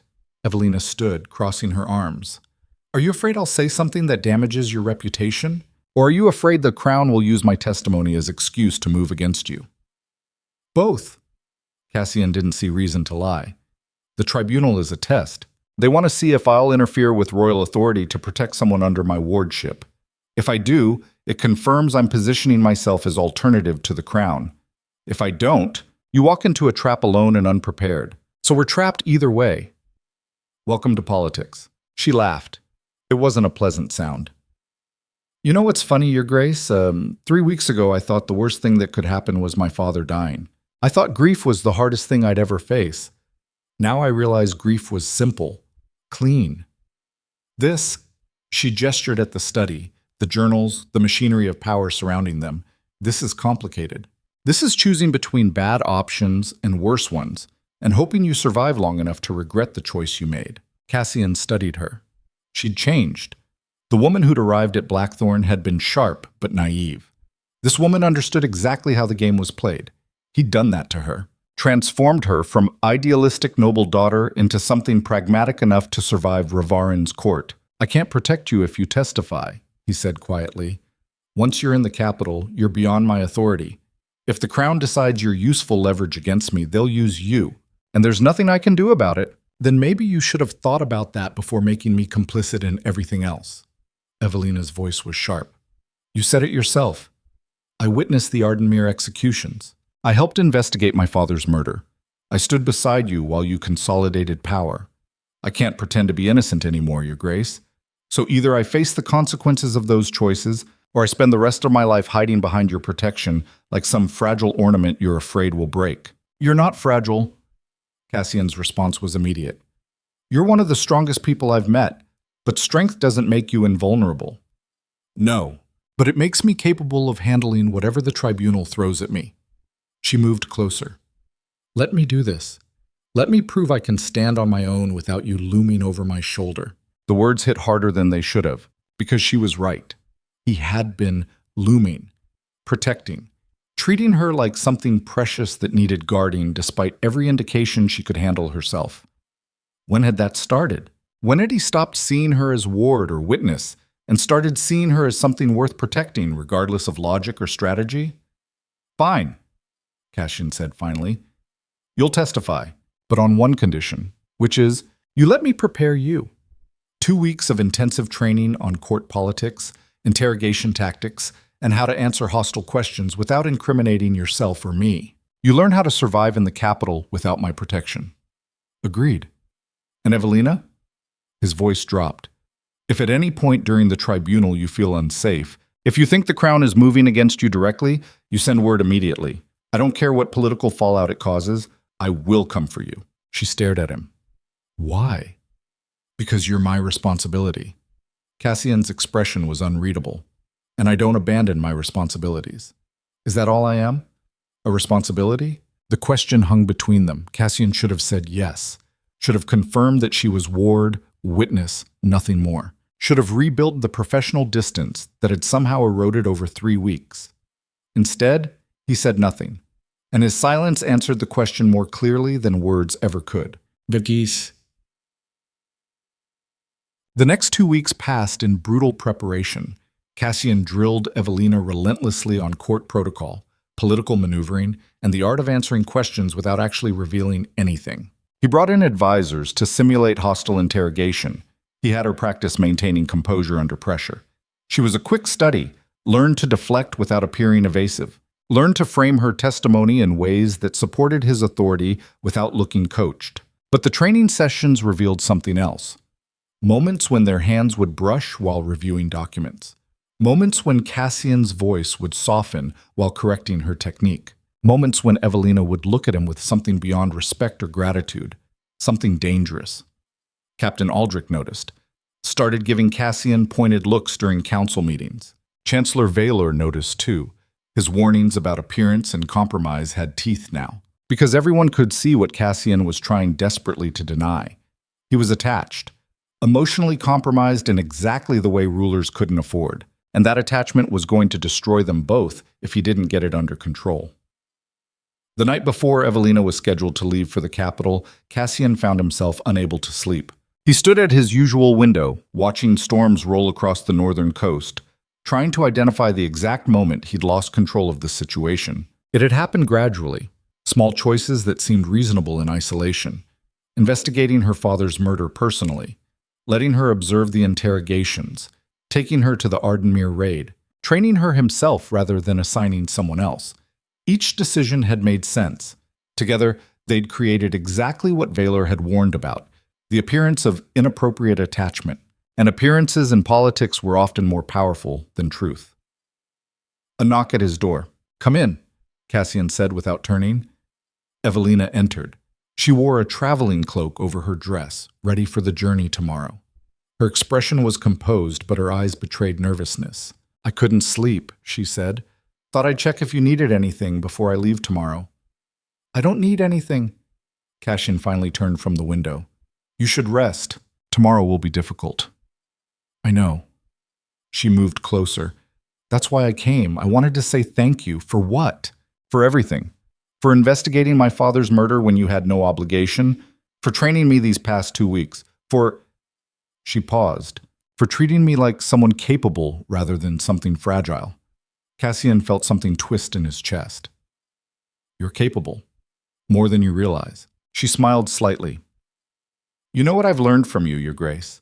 That power is lonely. That every decision comes with costs no one else sees. That ruling means carrying weight that would crush normal people." She stopped directly in front of him. "And I've learned that you're not the monster everyone says you are. You're just someone who's been alone so long that mercy feels like weakness." "Stop." Cassian's voice was rough. "Don't do that." "Do what? Try to humanize me. Try to find something redeemable in what I am." Cassian's jaw tightened. "I've executed hundreds of people. I've crushed rebellions without mercy. I've become exactly what my enemies claim, a tyrant who maintains power through fear and violence. The fact that I have reasons doesn't make me less of a monster. Maybe not." Evelina held his gaze. "But it makes you an honest monster, and that's rarer than you think." The silence that followed was absolute. Then Evelina did something that shattered every remaining wall between them. She kissed him. It wasn't tentative, wasn't asking permission. It was deliberate and fierce, and carried the weight of 3 weeks of proximity and shared trauma, and something neither of them had been willing to name until now. Cassian froze for half a heartbeat. Then he responded with the kind of intensity that came from years of denying himself anything resembling human connection. His hands moved to her waist, pulled her closer, felt her heart hammering against his chest, matching his own pulse. This was catastrophically stupid. This was the exact vulnerability he'd sworn never to develop. This was how rulers died, distracted by attachment, compromised by emotion, destroyed by caring about something more than survival. But for 30 perfect seconds, Cassian didn't care. When they finally broke apart, both breathing hard, Evelina's eyes were bright. "I needed to do that," she whispered, "before I leave, before everything becomes complicated again." Everything was already complicated. Cassian's voice was rough. "This just made it worse." "I know." She stepped back, rebuilding distance. "But I'm not sorry." Neither was he, and that terrified him more than any enemy ever had. "Go," he said quietly. "Get some rest. Tomorrow starts early." She nodded, started toward the door, paused at the threshold. "Your Grace?" "Yes?" "Whatever happens at the tribunal, whatever they try to make me say, I won't betray you. You have my word." Then she was gone. Cassian stood alone in his study, his mind racing. Everything Valor had warned about had just materialized. Personal attachment, compromised judgment, vulnerability that enemies could exploit. And the worst part was that Cassian didn't regret it, which meant he was already too far gone to save himself. Evelina left for the capital at dawn. Cassian watched from the battlements as her escort disappeared into morning fog. Captain Aldrich had assigned 20 soldiers for protection. Instructions were clear: keep her safe, report any threats, and under no circumstances let her travel alone. It would take 3 days to reach the capital. The tribunal was scheduled for the 4th day. 4 days to prepare for whatever move the crown was planning. 4 days to figure out how to protect someone now beyond his reach. Cassian returned to his study and threw himself into work. Trade negotiations, border patrols, intelligence reports. The endless machinery of governance that stopped for nothing. But his mind kept returning to last night, to a kiss that should never have happened, to words that revealed too much. "I won't betray you." She'd meant it. Cassian knew that. But the tribunal wasn't about whether Evelina would betray him willingly. It was about whether they could force her to betray him through clever questioning and political manipulation. And if she did, if her testimony provided ammunition for the crown to move against him, Cassian would have to make an impossible choice: defend himself and sacrifice her credibility, or protect her and accept whatever consequences the crown imposed. Both options ended badly. That's what attachment cost. That's why rulers couldn't afford it. On the 2nd day, an urgent message arrived from the capital. Captain Aldrich brought it personally, his face grim. "My lord, we have a problem." Cassian looked up from the report he'd been reviewing. "What now?" "This arrived by royal courier." Aldrich handed over a sealed letter. "For your eyes only." Cassian broke the seal and read quickly. His blood went cold. The letter was from one of his intelligence contacts embedded in the royal court. It contained 3 pieces of information, each worse than the last. First, Chancellor Valor had been seen meeting privately with the king's advisors multiple times over the past week. Second, the tribunal questioning Evelina wasn't designed to assess her testimony. It was designed to provide legal justification for stripping Cassian of his authority over the northern territories. Third, if Evelina's testimony suggested Duke Valicrest had acted outside royal authority during the Ardenmere investigation, the crown planned to arrest him for treason. Cassian read the letter twice, then a 3rd time. Then he stood abruptly, the chair scraping against stone. "How long ago did this arrive?" he asked Aldrich. 3 hours, my lord. I came as soon as I verified its authenticity." 3 hours. Evelina had been on the road for 2 days, was probably halfway to the capital by now, and she was walking into a trap designed to destroy them both. Cassian's mind raced through options. He could send riders to intercept her escort, turn her around, refuse to let her testify, but that would confirm every fear about his intentions, would give the crown exactly the excuse they needed to move against him. He could ride to the capital himself, appear before the king personally, make his case directly. But leaving Blackthorn undefended during a crisis was suicidal.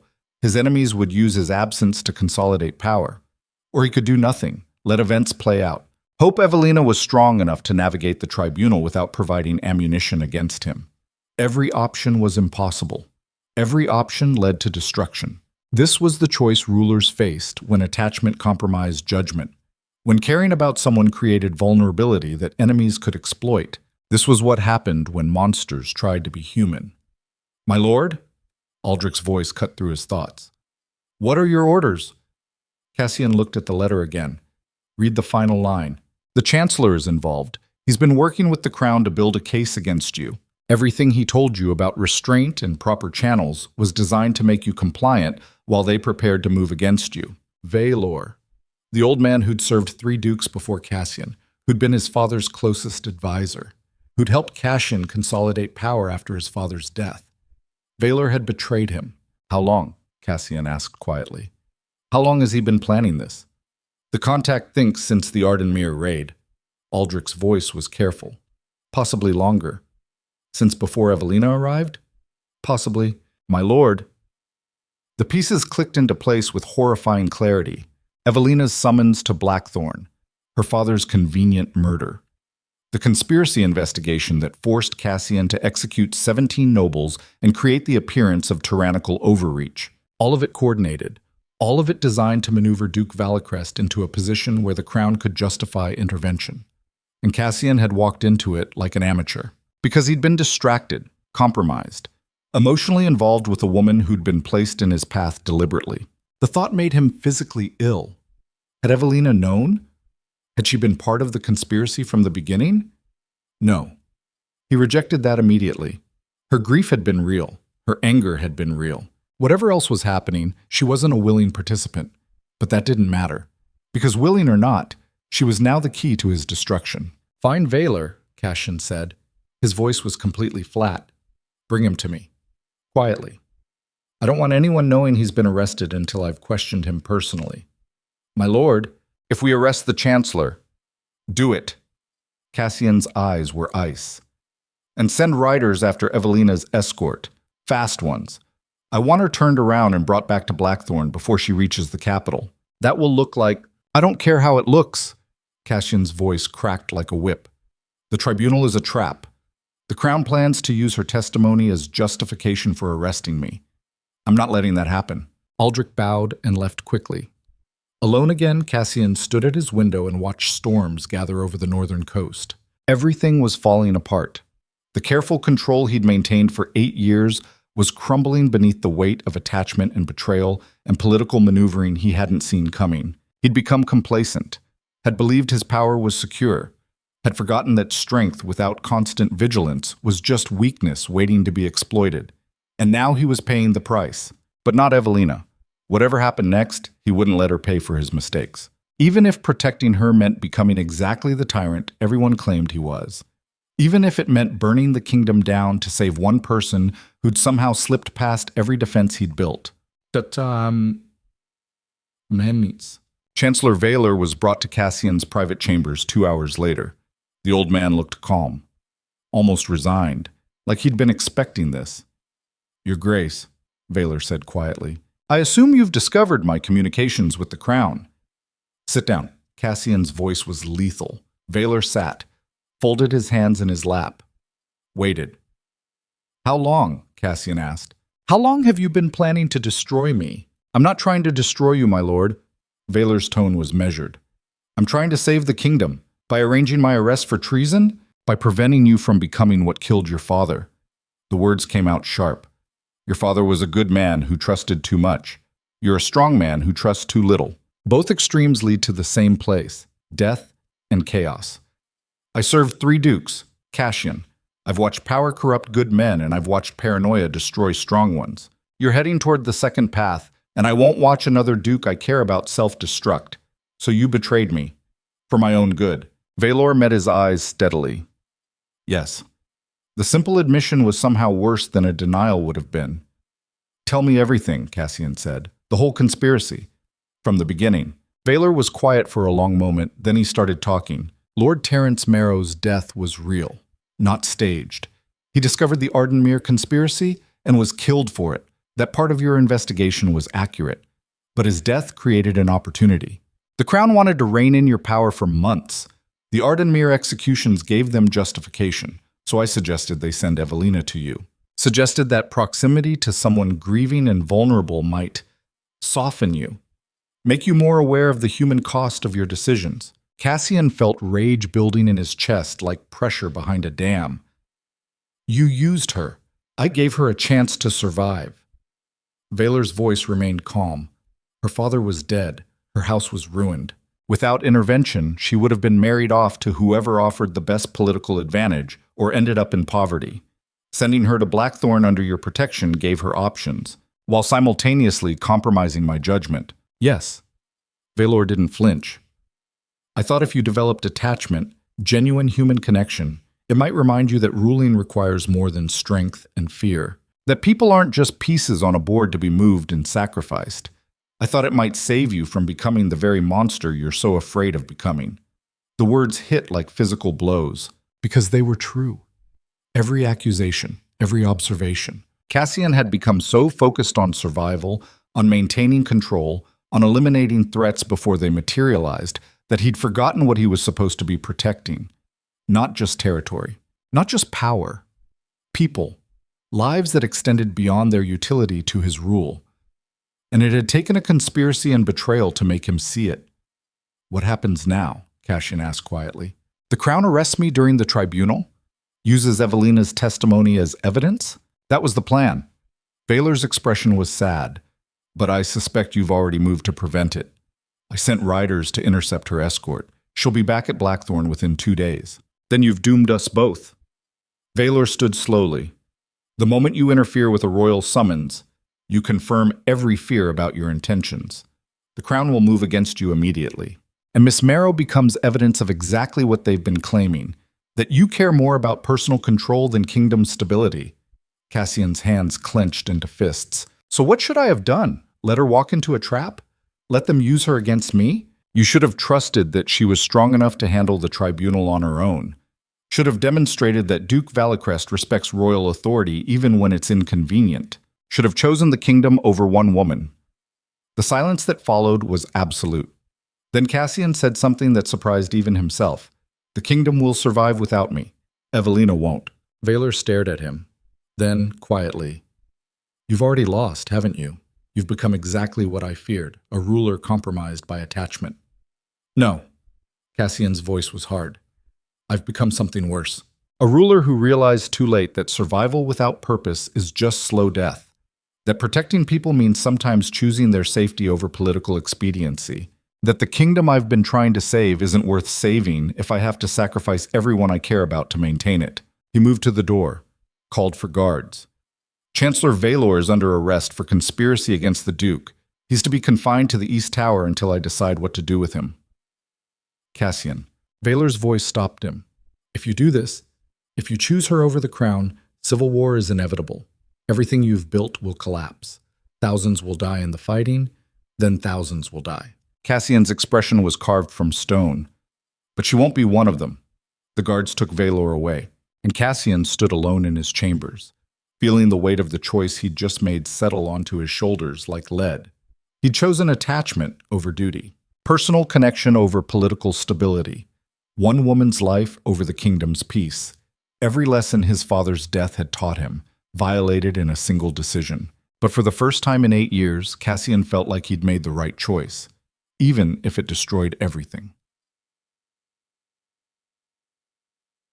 The riders reached Evelina's escort 12 hours too late. They found the soldiers dead on the road. 20 men cut down in a professional ambush. No survivors, no witnesses. And Evelina was gone. Captain Aldrich delivered the news personally, his face gray with shock. My lord, the escort was attacked 6 miles from the capital. Everyone killed. Miss Marrow is missing. Cassian felt the world tilt beneath him. Missing. Or taken. We don't know, my lord. There's no body. No ransom demand. No indication of who attacked or why. The Crown, Cassian said flatly. They staged the ambush, made it look like bandits or assassins. Now they can claim I sent her into danger by allowing her to testify. Or it was genuine. Aldrich's voice was careful. Enemies of yours who wanted to hurt you by taking someone under your protection. It doesn't matter who. Cassian was already moving toward the door. What matters is finding her before what? before whoever has her uses her the same way the crown planned to, as leverage, as weapon, as proof that Duke Valicrest's authority means nothing outside his fortress walls. He grabbed his sword, started issuing orders rapid fire. Mobilize every available soldier. I want search parties on every road between here and the capital. I want informants activated across the kingdom. I want to know who attacked that escort and where they took her. My lord, if we mobilize like that, it looks like military action. The crown will interpret it as, I don't care what the crown interprets it as. Cassian's voice was ice and fury combined. Someone took what belongs to me. I'm getting it back. And if the crown wants to call that tyranny, they can explain it to the smoking ruins of whoever made the mistake of thinking I wouldn't burn the kingdom down for her. Aldrich stared at him. My lord, you're talking about starting a war. Then we start a war. Cassian's eyes were utterly cold, because the alternative is teaching every enemy I have that taking people under my protection is consequence-free, and I won't allow that lesson to spread. He strapped on his sword, prepared to ride out personally, because 8 years of ruling through strength and fear and calculated brutality had taught him one undeniable truth. Mercy created graves, but attachment created something worse. Attachment created the kind of vulnerability that enemies exploited without hesitation. And when your enemies discovered your weakness, you had two choices: eliminate the vulnerability, or eliminate everything threatening it. Cassian had spent 8 years choosing the first option. Now, standing in the ruins of betrayal and conspiracy and political maneuvering he hadn't seen coming, he finally understood what his father must have felt in those final poisoned days. Sometimes the thing you're trying to protect costs more than you have to give. Sometimes caring about something creates the very destruction you've spent your life preventing. And sometimes the only way forward is to become the monster everyone already believes you are, and pray you can live with the consequences. Cassian walked out of Blackthorn Keep into gathering storms, mounted his horse, and rode toward war for a woman who'd somehow become more important than the kingdom itself. Behind him, thunder rolled across the northern coast. Ahead, the capital waited with conspiracies and betrayals, and choices that would either save or destroy everything he'd built. And for the first time in his life, Duke Cassian Valicrest didn't care which outcome materialized, as long as Evelina survived it. The northern roads became a war zone within hours of Cassian's departure from Blackthorn Keep. Word spread faster than wildfire through the kingdom. The Black Duke was riding with 200 soldiers toward the capital, and he wasn't stopping for anyone. Villages cleared from his path. Merchants abandoned their wagons. Minor nobles locked their gates and prayed the Duke's fury wasn't aimed at them, because everyone who had survived the past 8 years understood one fundamental truth about Cassian Valicrest. When he moved with that kind of speed and that kind of force, people died. The only question was how many and who'd be stupid enough to stand in his way. Cassian pushed his soldiers hard. 16 hours in the saddle with minimal rest. Horses foaming at the mouth. Men exhausted but too disciplined to complain. They understood what was happening even if their Duke hadn't explained it explicitly. Someone had taken Miss Marrow, and Duke Valicrest was going to tear the kingdom apart until he found her. Captain Aldrich rode beside Cassian, his face grim with worry that had nothing to do with physical exhaustion. My lord, we need to talk about what happens when we reach the capital. Cassian didn't slow his pace. We find whoever took Evelina. We kill them. We bring her home. That's what happens. And if the crown tries to stop us, then we go through the crown. The words hung in the air like a declaration of war, which is exactly what they were. Aldrich was quiet for a long moment. Then, my lord, I've served you for 8 years. I've never questioned your orders. But I need to know, are we about to start a civil war over one woman? Cassian finally looked at his captain. His eyes were absolutely cold. We're about to start a civil war because someone thought they could take something that belongs to me without consequences. We're about to start a civil war because the crown conspired with my own chancellor to engineer my arrest. We're about to start a civil war because I'm done playing games with people who mistake restraint for weakness. He turned back to the road. And yes, Aldrich, we're doing it for one woman, because she's worth more than this entire corrupt kingdom combined. Does that answer your question? Yes, my lord. Good. Now ride faster. They rode. Behind them, storm clouds gathered over Blackthorn Keep, as if the heavens themselves understood that Duke Valicrest had finally crossed the line from ruler to destroyer. The first real intelligence came at dawn on the second day. One of Cassian's embedded informants met them at a crossroads, his horse lathered and trembling. The man nearly fell off trying to dismount and bow simultaneously. "Your Grace," the informant's voice shook. "I have information about Miss Marrow's location. Speak." Cassian's tone would have frozen water. "She's being held at the Grey Vault Estate, 3 hours north of the capital. Lord Carvin's personal fortress." The informant swallowed hard. "My lord, it's heavily defended. At least 50 soldiers. Maybe more." Carvin. The name landed like a stone. Duke Morven's closest ally. One of the lords who'd admitted planning rebellion weeks earlier. A man Cassian had let walk away because mercy might demonstrate the difference between tyranny and justice. That mercy had just become the weapon used against him. Cassian felt something cold and murderous settle into his chest. The kind of clarity that came when rage burned away every consideration except the target in front of you. "Is she alive?" he asked quietly. "As of last night, yes, Your Grace. My contact inside Grey Vault confirmed she's being held in the Eastern Tower. Unharmed so far. So far." 2 words that meant everything.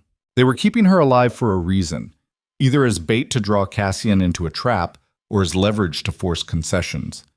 Either way, time was running out. How many entrances to the fortress? Cassian was already calculating assault vectors. 3 main gates, all heavily guarded. The Eastern Tower backs up to a cliff face. No approach from that direction. There's a servant's entrance near the kitchens, but it's narrow. Maybe 4 men wide. Captain Aldrich leaned forward. "My lord, a frontal assault on a fortified position with only 200 soldiers against 50 entrenched defenders is suicide. We'd need siege equipment. Time to wear them down." "We don't have time," Cassian's voice was flat. "Every hour we delay is another hour they can hurt her or move her somewhere we can't find. We attack today." "My lord, I said we attack today." Cassian turned to the informant. "You're coming with us. You'll identify the layout, the guard positions, everything. If your intelligence is accurate and we succeed, you'll be rewarded. If it's wrong and she's harmed because of it, you'll pray for death long before I grant it." The informant went white but nodded. Cassian addressed his soldiers. "We ride for Grey Vault. When we arrive, there will be no negotiation, no warning. We breach the gates, we kill anyone who resists, and we retrieve Miss Marrow. Rules of engagement are simple. Anyone holding a weapon dies. Anyone who surrenders lives. Anyone who tries to hurt her discovers why people call me the Black Duke." The soldiers roared approval. They'd been riding for 2 days straight on minimal sleep. They were exhausted and sore and probably questioning their duke's sanity. But they were loyal, and loyalty in Raverin meant following your lord into hell if he asked. Even if hell was a fortified estate defended by men who had every legal right to resist an unprovoked assault. Even if hell meant becoming exactly the monsters everyone claimed they were. Cassian kicked his horse into a gallop. Behind him, 200 soldiers followed, and the kingdom held its breath, waiting to see if the Black Duke's rage would consume everything, or if someone would be strong enough to stop him before the bloodshed became irreversible. Grey Vault appeared on the horizon 3 hours later. The fortress sat atop a hill surrounded by walls 20 feet high, guard towers at each corner. The Eastern Tower, where Evelina was supposedly being held, rose another 30 feet above the main structure. It was designed to withstand siege, designed to be impregnable to anything less than a full military assault. Cassian studied it for exactly 30 seconds. Then he turned to Aldrich. "We're not besieging. We're not waiting. We're going through the front gate. My lord, that's suicide. They'll cut us down before we breach. They'll try." Cassian's expression was carved from ice. "But they're defending a fortress. We're attacking with nothing to lose. Speed and brutality win when both sides are desperate." He gestured to a group of soldiers. "You 12, shields up front. You're the ram. Push through the gate and hold it open. Everyone else follows immediately. Kill anyone who stands between us and the Eastern Tower. Your Grace, there are civilians inside, servants, families. Then they should stay out of our way." Cassian's voice was absolute. "I'm not here for them. I'm here for one person. But I won't hesitate to go through anyone stupid enough to think they can stop me." The words were brutal, uncompromising, the declaration of a man who'd finally abandoned every pretense of mercy or restraint. This was what happened when rulers lost everything that kept them human. when attachment overrode logic, when care became the vulnerability that destroyed kingdoms. Cassian knew exactly what he was becoming. He just didn't care anymore. The assault began at noon. Cassian's soldiers hit the main gate like a battering ram made of flesh and steel, an absolute conviction. The defenders tried to hold, tried to push back with spears and arrows, and the advantage of fortified position. They failed. Because Cassian Valicrest wasn't attacking like a military commander calculating acceptable losses. He was attacking like a force of nature that couldn't be reasoned with or stopped. His soldiers fed off that energy, pushed forward with reckless courage that came from following a leader who'd never asked them to do anything he wouldn't do himself. The gate splintered, then collapsed. Cassian was through first, his sword already wet with blood. Around him, his soldiers flooded into the courtyard like a tide of violence. Carvin's defenders tried to regroup, tried to form defensive lines. Cassian cut through them like they were paper. He'd spent 8 years governing from behind walls and political strategy, had forgotten what it felt like to fight directly, to feel muscles burn and lungs scream, and the pure animal clarity that came from survival depending on being faster and more brutal than the man trying to kill you. It felt like coming home to something dark and primal. The courtyard battle lasted 7 minutes. When it ended, 23 of Carvin's soldiers were dead. 15 more had surrendered. The rest had fled deeper into the fortress. Cassian didn't pursue the runners, didn't waste time securing the courtyard. He just pointed toward the eastern tower. With me. Now. 50 soldiers followed him inside. The interior of Grave Vault was chaos. Servants screaming, nobles trying to flee.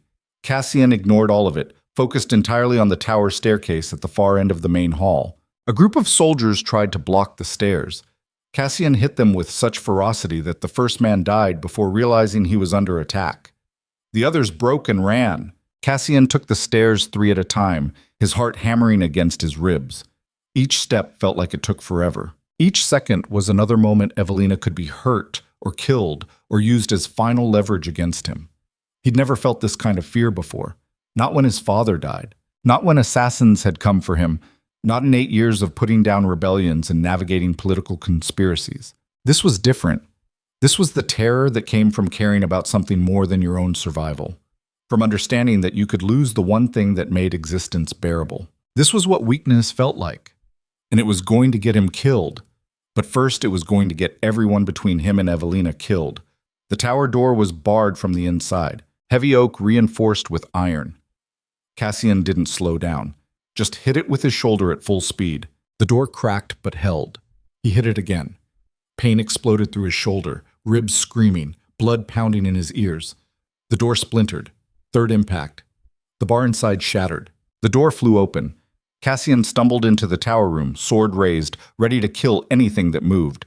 What he found froze him in place. Evelina sat in a chair near the window, her hands bound in front of her. Her dress was torn. Blood crusted at her temple where someone had struck her, but her eyes were clear and furious. And standing behind her, holding a knife to her throat, was Duke Morven. The old lord looked exhausted, desperate. His hand shook slightly as he pressed the blade against Evelina's skin. "Don't move, Valcrest." Morven's voice cracked. "Don't move or I kill her right now." Cassian's soldiers poured into the room behind him, weapons ready. Morven flinched, the knife cutting a thin line across Evelina's throat. She didn't make a sound, just kept her eyes locked on Cassian. "Everyone out!" Cassian's voice was absolutely controlled. "Leave us. Now." "My lord," Captain Aldrich started. "Out," I said, "out." The soldiers retreated slowly. Left Cassian alone with Morven and the woman whose life hung on the edge of a very sharp blade. The door closed behind them. Silence filled the tower room except for Morven's ragged breathing and the distant sounds of fighting still echoing from the courtyard. "Let her go," Cassian said quietly. "Whatever you think this accomplishes, you're wrong. What I think is that you've finally shown your true nature." Morven's eyes were wild. "You attacked a noble house without provocation, killed loyal soldiers defending their lord. You've become exactly what we warned everyone you'd become. A tyrant who puts personal desire above the kingdom's peace. I'm a man getting back what someone stole from me." Cassian took one step forward. Morven pressed the knife harder. Blood trickled down Evelina's neck. Cassian froze. "She stole nothing," Morven spat. "She was summoned legally by the crown. You chose to interfere. You chose to interpret her abduction as personal attack rather than strategic move in a larger conflict. You chose to start a war over one woman. Yes, Cassian's voice was raw. I did, and I'd do it again, because that one woman is worth more than 1,000 lords like you who hide behind law and propriety while engineering conspiracies and murdering innocent men. Her father discovered our plans. Morven's grip on the knife tightened. He was going to expose us to the crown. We had no choice. You always have a choice. Cassian's eyes never left Evelina's face. You chose treason, chose murder, chose to keep choosing violence until someone finally stopped you. That's not strategy, Morven. That's just cowardice with better vocabulary. And what are you? Morven's laugh was bitter. You're standing here ready to kill me for touching something you've claimed is yours. That's not justice. That's possession. That's exactly the tyranny we've been fighting against. Maybe. Cassian took another careful step. Or maybe I'm finally admitting that justice is a fantasy powerful people tell themselves to feel better about the brutal things we do to survive. Maybe I'm done pretending the kingdom runs on noble principles when it actually runs on who's willing to be more ruthless when everything falls apart. Another step. Morven's hand was shaking badly now. But here's what you don't understand, Morven. Here's what none of you understood when you engineered this conspiracy. You think taking her gives you leverage over me. You think threatening her life makes me controllable. Cassian's smile was terrible to witness. You're wrong. Because I'm not here to negotiate. I'm not here to be controlled. I'm here to demonstrate what happens when you mistake a ruler's restraint for weakness. When you push a man who's spent 8 years becoming a monster past the point where he cares about consequences. What are you saying? I'm saying kill her or release her, but make the choice now. Because in 30 seconds, I'm taking her back regardless. And if she dies, you don't get to die quickly. You get to discover exactly how creative I can be when I'm motivated by grief instead of politics. The words hung in the tower room like a death sentence. Morven stared at Cassian, saw absolute conviction in those cold eyes, saw a man who genuinely stopped caring about his own survival. And for the first time in his political life, Duke Morven understood he'd miscalculated catastrophically. You're insane, Morven whispered. No. Cassian's voice was quiet now, intimate. I'm just finished pretending to be something I'm not. You wanted the monster? Here I am. Make your choice. The knife trembled against Evelina's throat. Then slowly, Morven lowered it. Not because he wanted to. Not because mercy had suddenly overwhelmed him, but because he'd looked into Cassian Valicrest's eyes and seen something that transcended threat or bluff. He'd seen a man who meant every word. Smart decision, Cassian said softly. He crossed the remaining distance in 2 strides, grabbed Morven by the throat, slammed him against the wall hard enough to crack stone. Evelina gasped, freed from the knife's edge. Her hands were still bound. Blood still trickled from the shallow cut on her throat. But she was alive. Cassian held Morven pinned with one hand while reaching for Evelina with the other, cut her bindings with a knife from his belt, pulled her behind him protectively. Are you hurt? He asked, without taking his eyes off Morven. I'm fine. Her voice was hoarse but steady. Cassian, don't... She stopped, because she'd seen his face, seen what was about to happen. Cassian turned back to Morven. The old lord was gasping for air, clawing at the hand, crushing his windpipe. You made a mistake, Cassian said quietly. You thought you could use her against me. Thought threatening someone I care about would make me manageable. But all you did was show me exactly where to apply pressure until your entire conspiracy collapses. He leaned closer. Tell me who else is involved. Every name, every house, every person who knew about the plan to arrest me during the tribunal. You have 10 seconds. Morven's eyes bulged. He tried to speak but couldn't get air. Cassian loosened his grip slightly. 8 seconds. The Chancellor, Morven gasped. Valor. The king's advisors. Half the northern houses. We were trying to save the kingdom from you. 7 of you engineered Lord Terrence's murder. Cassian's voice was ice. Another dozen helped plan the conspiracy. You think I don't know every name? You think my intelligence network stopped working just because I was distracted? Then why ask? Morven choked out. Because I wanted to hear you admit it. Wanted to hear you justify murder and treason with patriotic language while you hold a knife to an innocent woman's throat. Wanted confirmation that everything I've become was necessary because men like you exist. Cassian's grip tightened again. Thank you for that confirmation. Cassian, wait. Evelina's hand on his arm. Don't. Not like this. He looked at her. Really looked. Saw the blood on her throat, the bruise forming on her temple, the exhaustion and fear she'd been holding back through sheer force of will. Saw the woman who'd somehow become more important than the kingdom itself, and felt something crack inside the armor he'd built around himself over 8 years of ruling through strength and fear. Get Captain Aldrich, he said quietly. Have him take Morven into custody. He'll stand trial for Lord Terrence's murder. For conspiracy. For everything. Evelina stared at him. You're not going to kill him. Not today. Cassian released Morven, who collapsed gasping to the floor. Today, I'm choosing something different. He turned to face her fully. Saw the question in her eyes. I'm choosing you, he said simply. Over revenge. Over political expedience. Over the easy satisfaction of watching my enemies die. I'm choosing to be something better than the monster they think I am. Evelina's eyes filled with tears. Cassian, but he wasn't finished. Which doesn't mean they get away with this. Which doesn't mean the conspiracy goes unpunished. It just means I'm done letting rage drive every decision. Done becoming exactly what my enemies claim I am just to prove I'm stronger. He pulled her close, careful of her injuries. You were right, he said quietly. Power without trust turns rulers into monsters, and I'd rather die human than live as whatever I was becoming before you arrived. Behind them, soldiers flooded into the room. Captain Aldrich took custody of Morven personally, hauling the Broken Lord away. The battle for Grey Vault was over, but the war for Ravarin's future was just beginning. News of the Grey Vault assault reached the capital within hours. The king convened an emergency council. Accusations flew. Some demanded Duke Valicrest's immediate arrest for attacking a noble house. Others argued he'd been provoked beyond reason by the conspiracy against him.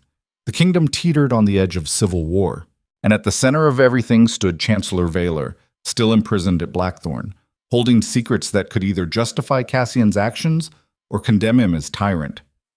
Back at Grey Vault, as Cassian's soldiers secured the fortress and treated the wounded, Evelina finally allowed herself to break down. She sat in one of the abandoned sitting rooms while a healer cleaned and bandaged the cut on her throat.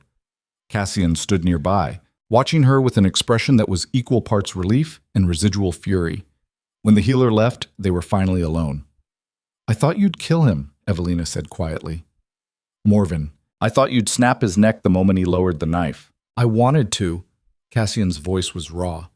I've never wanted anything more in my life. But you looked at me like you were afraid I'd become something irredeemable.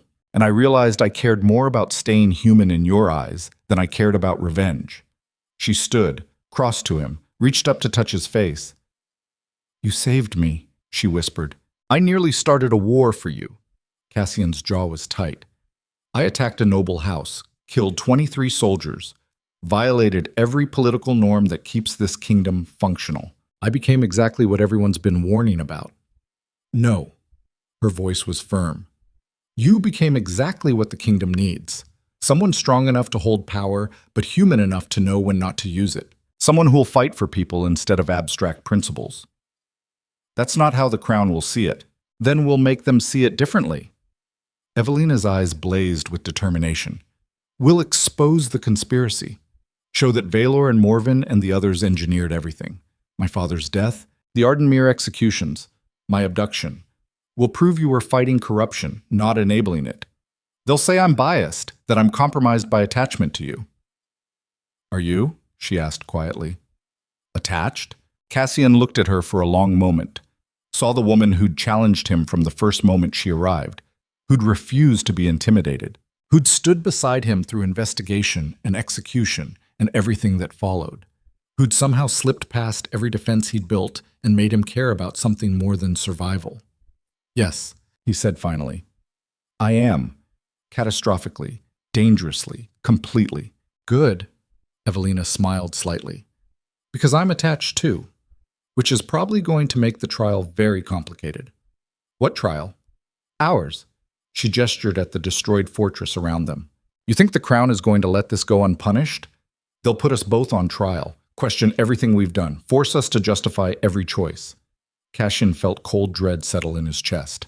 If they find against us, If they find against us, we face whatever comes together. Her voice was steady. But we don't run. We don't hide. We stand trial and prove that sometimes breaking the law is the only way to enforce justice. You sound like a revolutionary. Maybe I am. She took his hand. My father believed in working within the system, believed rules and propriety would protect the innocent, and someone cut his throat for that belief.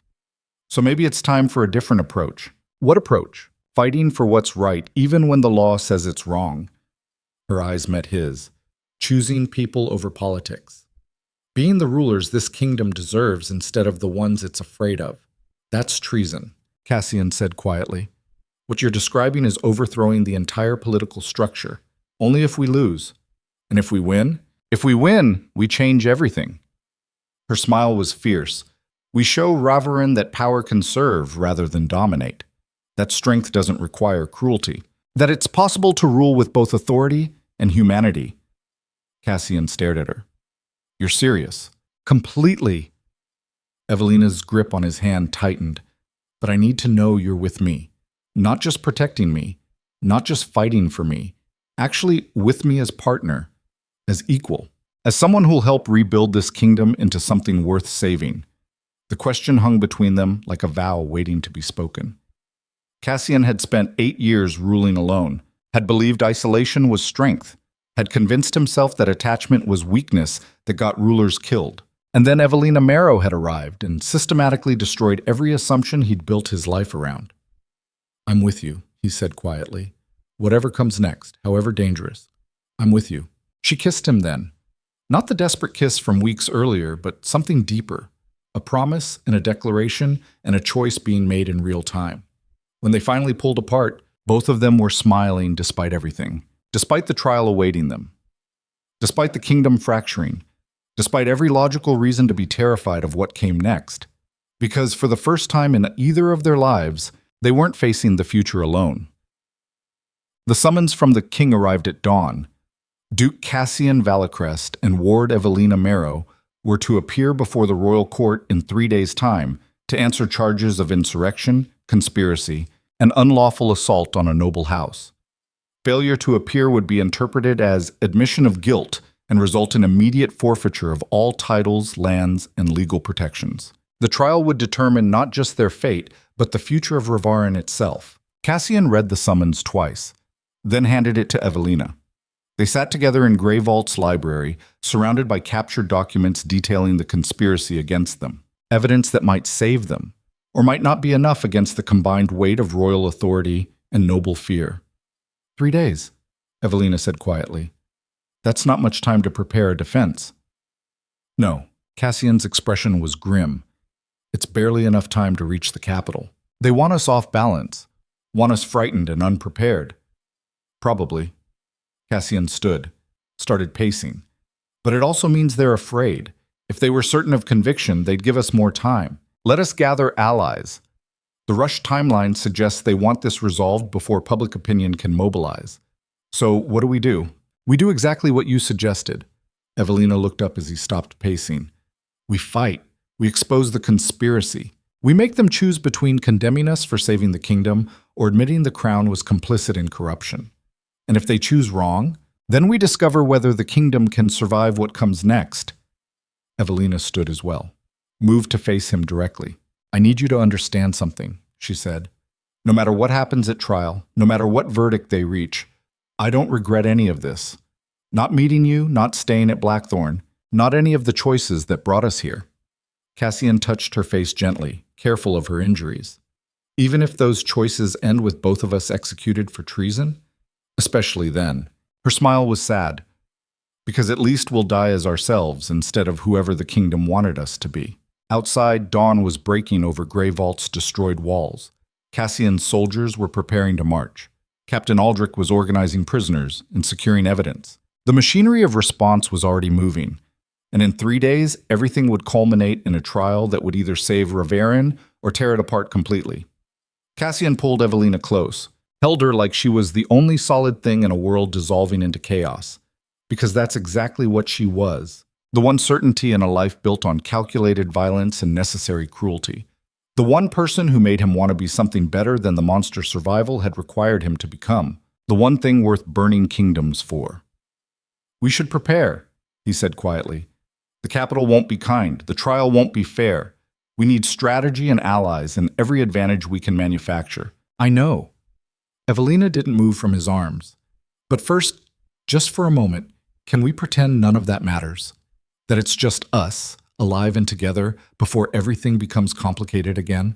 Cassian held her tighter. Outside, soldiers shouted orders. Horses whinnied, the sounds of an army preparing for march.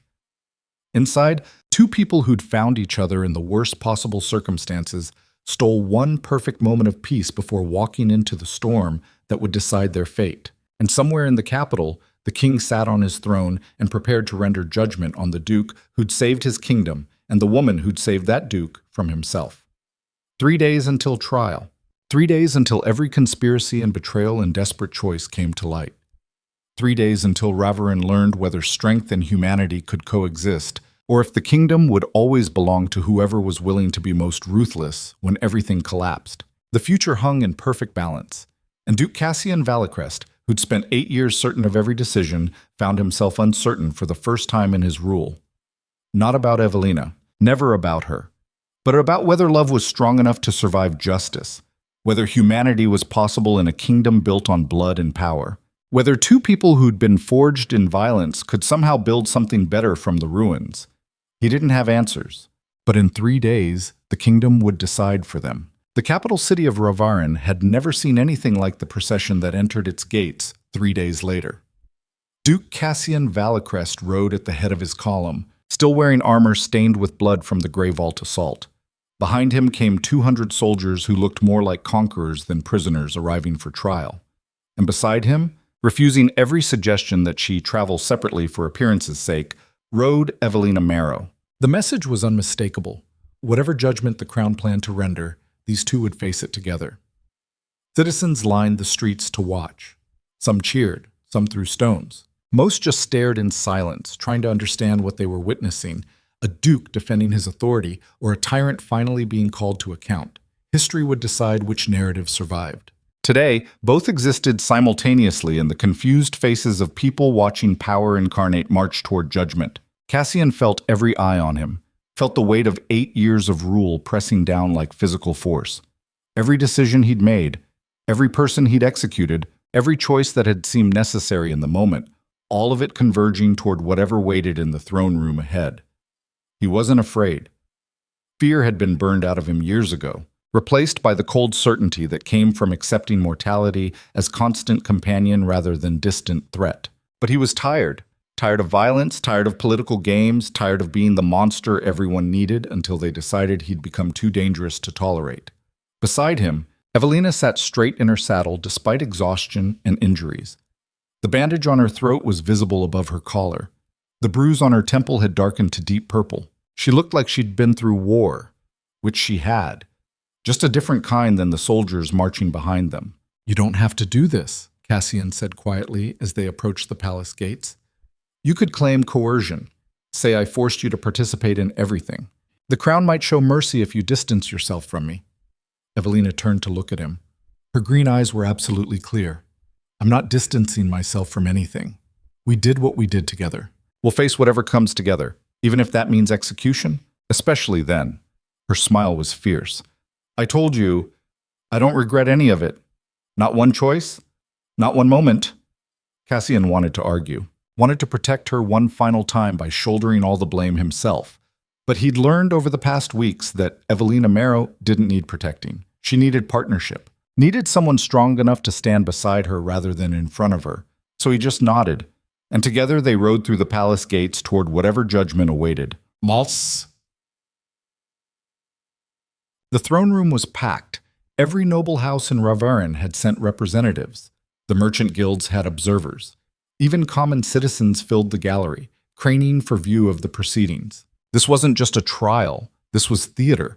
Political spectacle designed to demonstrate that even the most powerful duke in the kingdom answered to the crown. Cassian walked down the center aisle with Evelina beside him. His soldiers had been forced to wait outside. Only the accused were permitted in the throne room itself. The vulnerability was intentional. Strip away the military might, reduce them to two people standing alone before royal authority. It should have been intimidating. Instead, Cassian felt something close to relief. Because for the first time in 8 years, he wasn't pretending, wasn't calculating every word and gesture for political effect, wasn't maintaining the careful facade of the Black Duke who ruled through strength and fear. He was just Cassian, exhausted, blood-stained, in love with a woman who'd somehow survived everything he'd dragged her through. And whatever happened next, at least it would be honest. The king sat on his throne at the far end of the hall, surrounded by advisors and guards. He was older than Cassian remembered, 70 at least, with white hair and hands that trembled slightly when he gestured. A weak king, a figurehead who'd allowed nobles like Valor and Morven to manipulate policy while he focused on maintaining appearance of authority rather than substance. The kind of king Cassian's father had been trying to shore up when poison finally took him. Duke Valicrest. The king's voice carried through the hall. You stand accused of insurrection against the crown, unlawful assault on a noble house, and conspiracy to undermine royal authority. How do you answer these charges? Cassian met the king's eyes steadily. Not guilty, Your Majesty. Everything I did was in defense of the kingdom and in response to a conspiracy that reaches into your own court. Murmurs rippled through the crowd. The king's advisors leaned in, whispering urgently. Strong words, the king said. Can you prove these accusations? I can. Cassian gestured, and Captain Aldrich entered from a side door carrying documents. We have evidence of a coordinated conspiracy involving Chancellor Valor, Duke Morven, Lord Carven, and at least 15 other noble houses. They engineered the murder of Lord Terence Marrow. They arranged for his daughter to be sent to Blackthorn as bait. They planned to use her testimony to justify my arrest during a fabricated tribunal. And they did all of this with the knowledge and tacit approval of your closest advisors. The murmurs became shouts, nobles protesting innocence, advisors demanding proof, the king raising his hand for silence. These are serious allegations, Duke Valicrest. Treason at the highest levels. If you're wrong, you will face execution for slander in addition to your other charges. I'm not wrong. Cassian's voice cut through the chaos. Chancellor Valor has already confessed. He's currently imprisoned at Blackthorn awaiting transport here to testify. Duke Morven is in custody as well. We have correspondence between conspirators, financial records showing weapons purchases and mercenary contracts, testimony from servants who witnessed the planning. He paused. And we have Miss Marrow, who can describe in detail how she was abducted by forces working for Lord Carven and held at Grey Vault specifically to draw me into a confrontation that would justify crown intervention. All eyes turned to Evelina. She stepped forward, her voice clear despite the bandage on her throat. Everything Duke Valicrest says is true, Your Majesty. My father discovered evidence of rebellion being planned by House Ardenmere and their allies. He was murdered to silence him. I was sent to Blackthorn not for protection, but to be used as leverage against the one Duke strong enough to resist the conspiracy. And your relationship with Duke Valicrest? One of the advisors called out. Are we to believe you remained objective throughout this investigation? Evelina turned to face the advisor directly. No, I'm not objective. I fell in love with the man who saved my life, investigated my father's murder, and fought an entire conspiracy to protect me. But that doesn't make our evidence false. It just makes us honest about our motivations. The admission sent shockwaves through the throne room because it was the one thing no one expected. Naked honesty in a place built on political maneuvering and careful deception. The king studied them both for a long moment. Then he turned to his advisors, speaking too quietly for the room to hear. Finally, he looked back at Cassian. We will examine your evidence, but even if your conspiracy theory proves accurate, it doesn't excuse your assault on Grey Vault. You attacked a noble house without royal authorization, killed soldiers, destroyed property. Those actions alone constitute treason regardless of your justifications. I understand that, Your Majesty. Cassian's jaw was tight, and I accept responsibility for those actions, but I won't apologize for them. Someone took something that belonged under my protection. I responded with the only language conspirators understand, overwhelming force. If that makes me a traitor, so be it. But it also makes me effective. Effectiveness without restraint is tyranny, one of the advisors said coldly, and restraint without effectiveness is suicide. Cassian's eyes swept the room. I've spent 8 years keeping this kingdom stable, putting down rebellions, securing borders, making the hard decisions that let everyone in this room sleep safely at night. The moment I showed mercy to House Ardenmere and Morven, they used it to murder a good man and engineer my downfall. So forgive me if I'm done believing restraint serves anything except the ambitions of people willing to exploit it. The silence that followed was absolute, because Cassian had just said what every ruler knew but could never admit, that power required brutality, that mercy created vulnerabilities, that the difference between justice and tyranny was often just a matter of whose perspective you believed. And he'd said it in front of the entire kingdom. The king stood slowly. His advisors tried to stop him, but he waved them off. When he spoke, his voice was surprisingly strong. Duke Valacrest, you are the best military commander this kingdom has seen in 3 generations. You've secured territories we thought lost. You've maintained order when lesser men would have let everything collapse. And you're absolutely right that restraint can be exploited by those with darker intentions. He paused. But you're also dangerous. Your assault on Greyvault demonstrated that you're willing to start a civil war over personal matters. Your attachment to Miss Marrow has compromised your judgment, and your willingness to operate outside royal authority suggests you view the crown as obstacle rather than the source of legitimate power. Cassian felt the verdict coming, prepared himself for execution or exile or whatever punishment the king deemed appropriate. Instead, the king said something unexpected, which is why I'm not punishing you. I'm containing you. The room erupted. Nobles shouting, advisors protesting. The king raising his hand again for silence. Duke Valacrest, you will retain your title and your lands, but you will no longer govern the northern territories independently. A royal overseer will be appointed to review your decisions and ensure compliance with crown authority.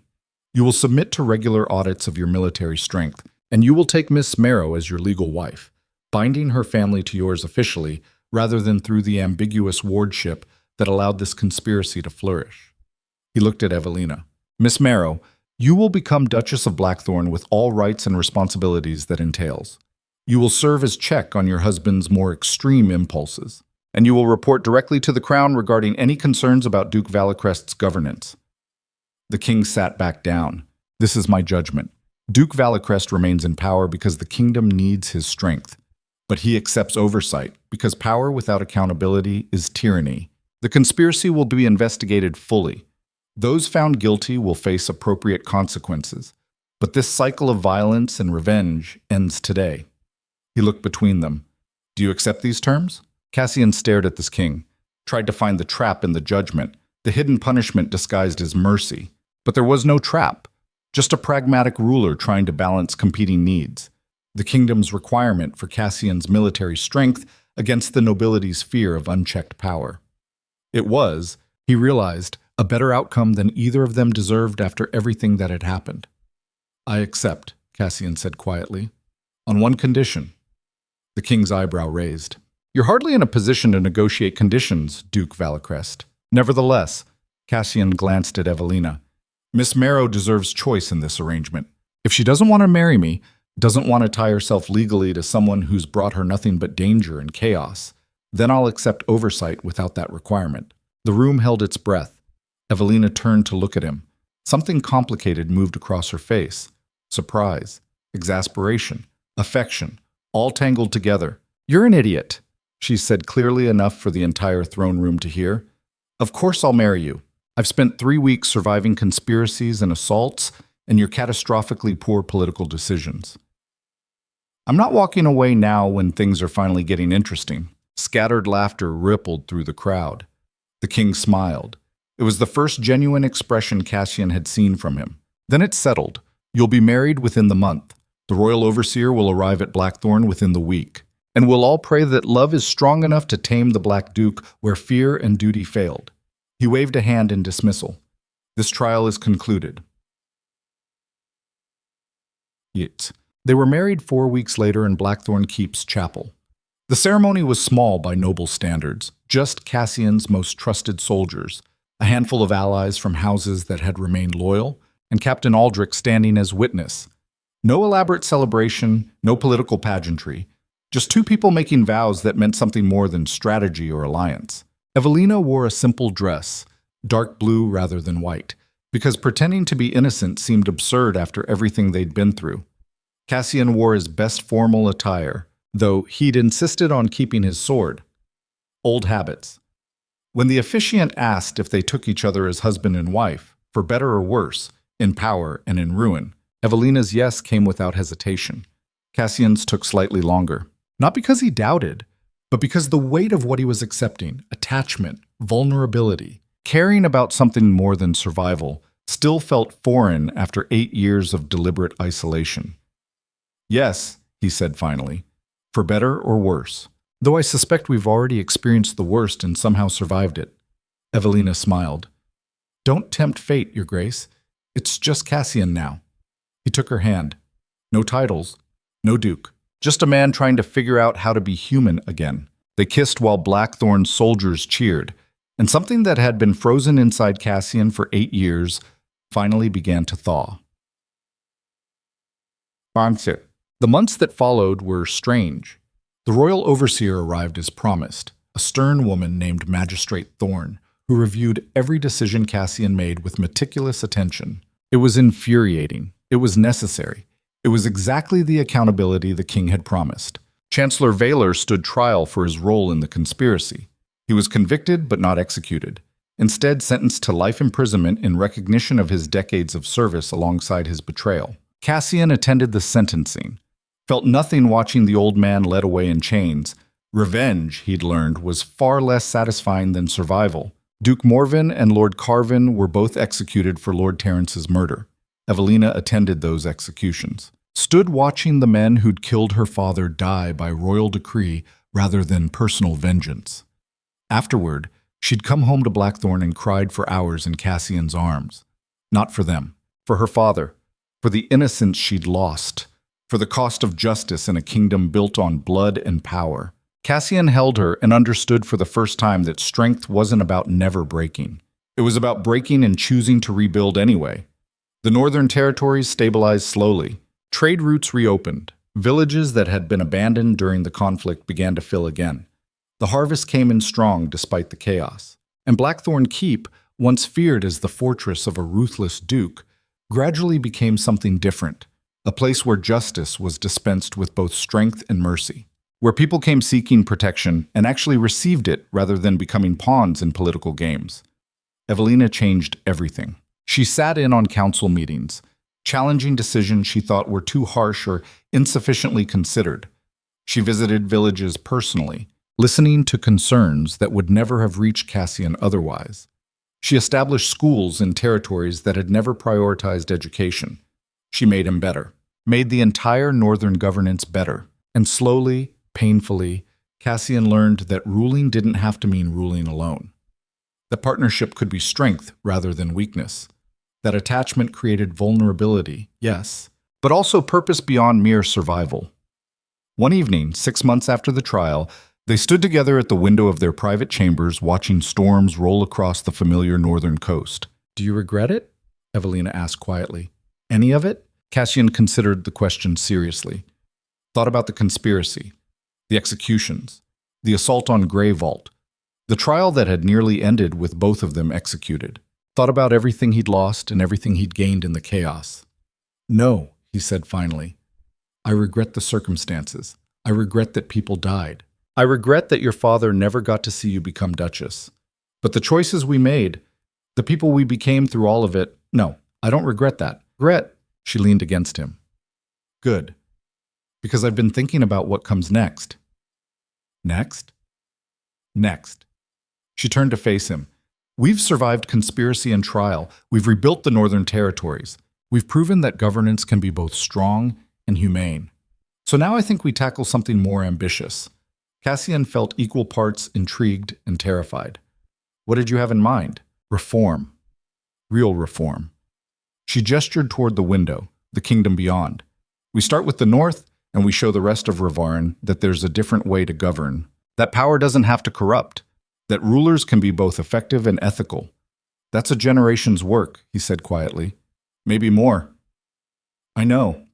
Her smile was fierce. Good thing we're both young and apparently too stubborn to die easily. Cassian looked at his wife, at the woman who'd somehow survived everything he'd dragged her through and emerged not broken, but stronger, and felt something that might have been hope. He'd spent 8 years certain that strength required isolation, that caring about anything created vulnerabilities enemies would exploit. That survival demanded becoming a monster. And then Evelina had arrived and systematically proven every assumption wrong. Strength could coexist with attachment. Power could serve rather than dominate. Monsters could become human again if someone cared enough to remind them what humanity looked like. "All right," Cassian said. "We'll try. We'll build something better. We'll probably fail spectacularly and create whole new categories of political chaos. Probably." Evelina kissed him. "But at least we'll fail together." Outside, lightning split the sky over Blackthorn Keep. Thunder followed seconds later, shaking the stones that had witnessed 8 years of ruthless rule and 3 months of transformation. And inside, two people who'd found each other in the worst possible circumstances began planning how to change a kingdom. Not through violence this time, not through fear or brutality or the calculated cruelty that had kept borders secure and rebellions crushed. Through something more dangerous and more difficult. Through proving that a better way was possible. 5 years later, Duke Cassian Valicrest stood in the same throne room where he'd once faced trial and watched his wife address the assembled nobles of Raverin. Duchess Evelina had become a force unto herself. Where Cassian governed through decisive action and military strength, she governed through intelligence networks and political maneuvering. Where he inspired fear, she inspired loyalty. Together, they transformed the northern territories into the most prosperous region in the kingdom. And now she was proposing that their governance model be adopted kingdom-wide. It was audacious.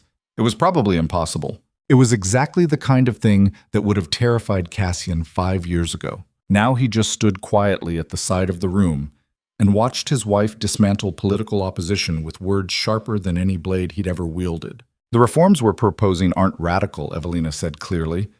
"They're practical. Establish accountability mechanisms for all noble houses. Create transparent tax systems. Invest in education and infrastructure rather than private armies. These aren't threats to power, they're investments in stability." A noble from one of the southern houses stood. "And who oversees these accountability mechanisms? Who decides what constitutes appropriate governance?" "Independent magistrates appointed by the crown and confirmed by regional councils." Evelina's response was immediate. "No single person or house controls oversight. Everyone answers to established law rather than personal authority." "That's naive," another noble called out. "Power doesn't work that way. Someone always ends up controlling the mechanisms. Then we build better mechanisms."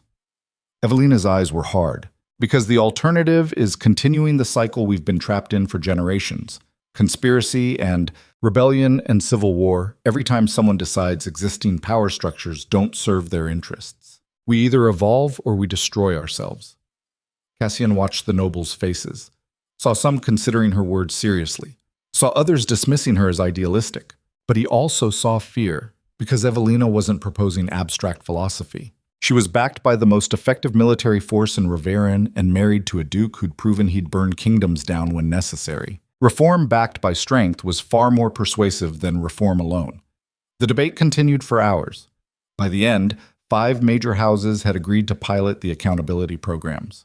Another dozen wanted more information before committing. It wasn't total victory, but it was progress. Real, tangible progress toward building something better. After the session ended, Cassian found Evelina in a side chamber reviewing notes with her advisors. She looked exhausted but satisfied. "You were magnificent," he said quietly. She glanced up. "I was adequate." Lord Brennan's son nearly derailed the entire proposal with his questions about oversight corruption. "But you recovered." Turned his concerns into arguments for stronger mechanisms rather than abandoning reform entirely. "I learned from the best." She smiled. "You taught me that strength without flexibility breaks, that rulers who can't adapt to changing circumstances eventually get destroyed by them." Cassian moved closer. "I don't remember teaching that lesson. You didn't teach it with words." She touched his face gently. "You taught it by changing. By becoming something different than what 8 years of ruling alone had made you. By proving that people can grow even after they think they've been set in stone. I had good motivation." Cassian pulled her close. "You have a way of inspiring transformation in stubborn men who think they know everything." "Just men?" Her laugh was soft. "I seem to recall transforming myself pretty thoroughly over the past 5 years." "That's true." Cassian kissed her forehead. The grieving daughter who arrived at Blackthorn would barely recognize the woman negotiating kingdom-wide reform. Good. Evelina's expression grew serious, because that woman was drowning in loss and anger. This woman, she gestured at herself, has purpose, has partnership, has something worth building toward. They stood together in comfortable silence while advisors worked around them. Outside, the capital city continued its evening routines, markets closing, taverns filling, families gathering for dinner. Normal life, made possible by people who'd learned that governance required both strength and restraint. That power without accountability was tyranny. That the hardest choices were often the ones that demanded vulnerability rather than violence. Cassian had spent years certain he knew how the world worked, certain that survival required becoming a monster, certain that attachment was weakness that got rulers killed. And he'd been right about all of it in one sense. The world was brutal. Survival did require hard choices. Attachment did create vulnerability. But what he'd missed, what 8 years of isolation had blinded him to, was that being human wasn't weakness.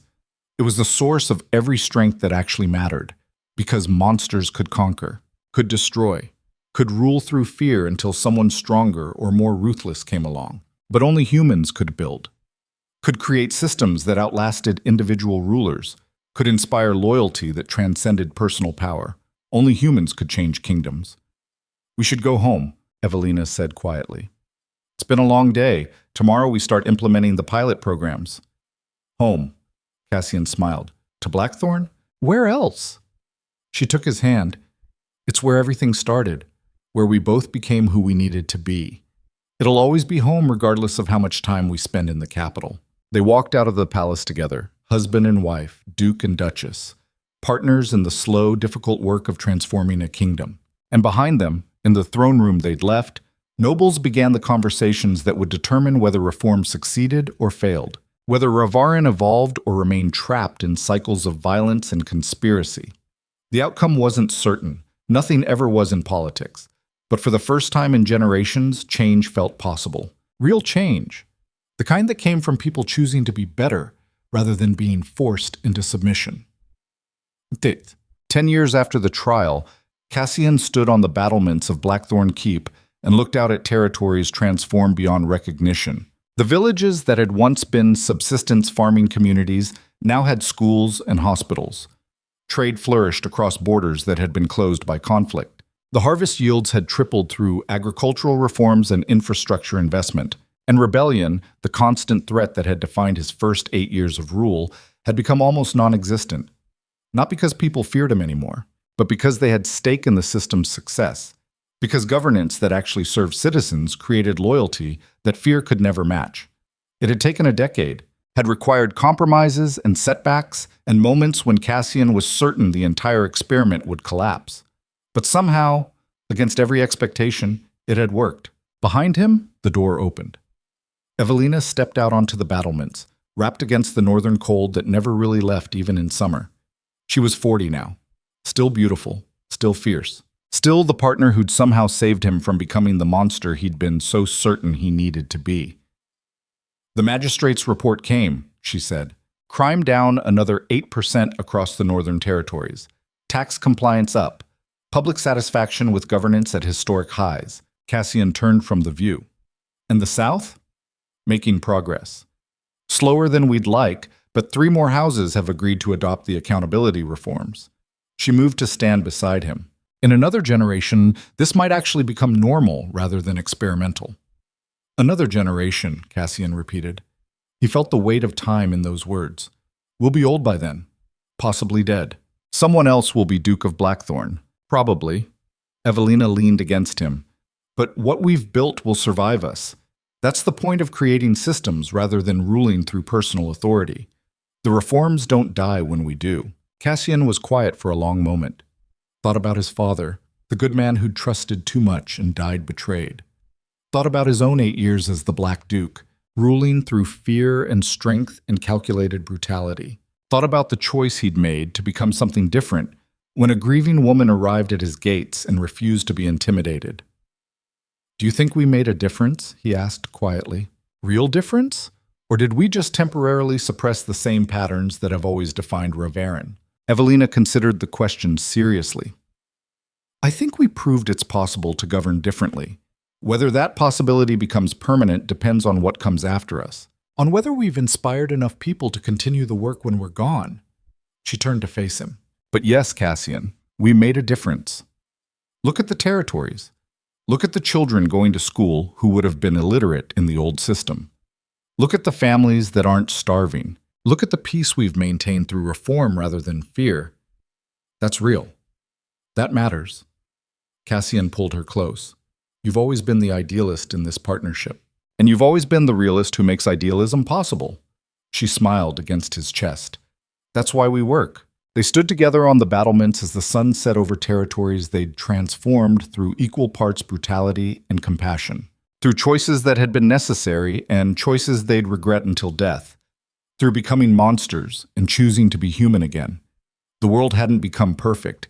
Evil still existed. Conspiracies still formed. People still made brutal choices in service of survival. But the systems they'd built gave people alternatives to violence, gave them stake in peace, gave them reason to choose cooperation over conflict. And that, Cassian had learned, was the best anyone could hope for. Not perfection, not utopia, just incremental improvement maintained through constant effort. Just people choosing to be slightly better than they had to be. Below, in the courtyard of Blackthorn Keep, soldiers trained for battles they hoped would never come. In the villages beyond, families sat down to dinners they'd earned through work rather than violence. Across the territories, children learned to read and dream of futures that didn't require becoming killers to survive. None of it was guaranteed. All of it could collapse tomorrow if the wrong people came to power. But tonight, it existed. Real and tangible, and worth every brutal choice that had made it possible. I love you, Cassian said quietly, for saving me, for building this with me, for proving that strength and humanity can coexist. Evelina looked up at him. Her eyes were bright in the fading light. I love you for being strong enough to change, for choosing partnership over isolation, for becoming the man I always saw underneath the Black Duke's armor. She kissed him softly.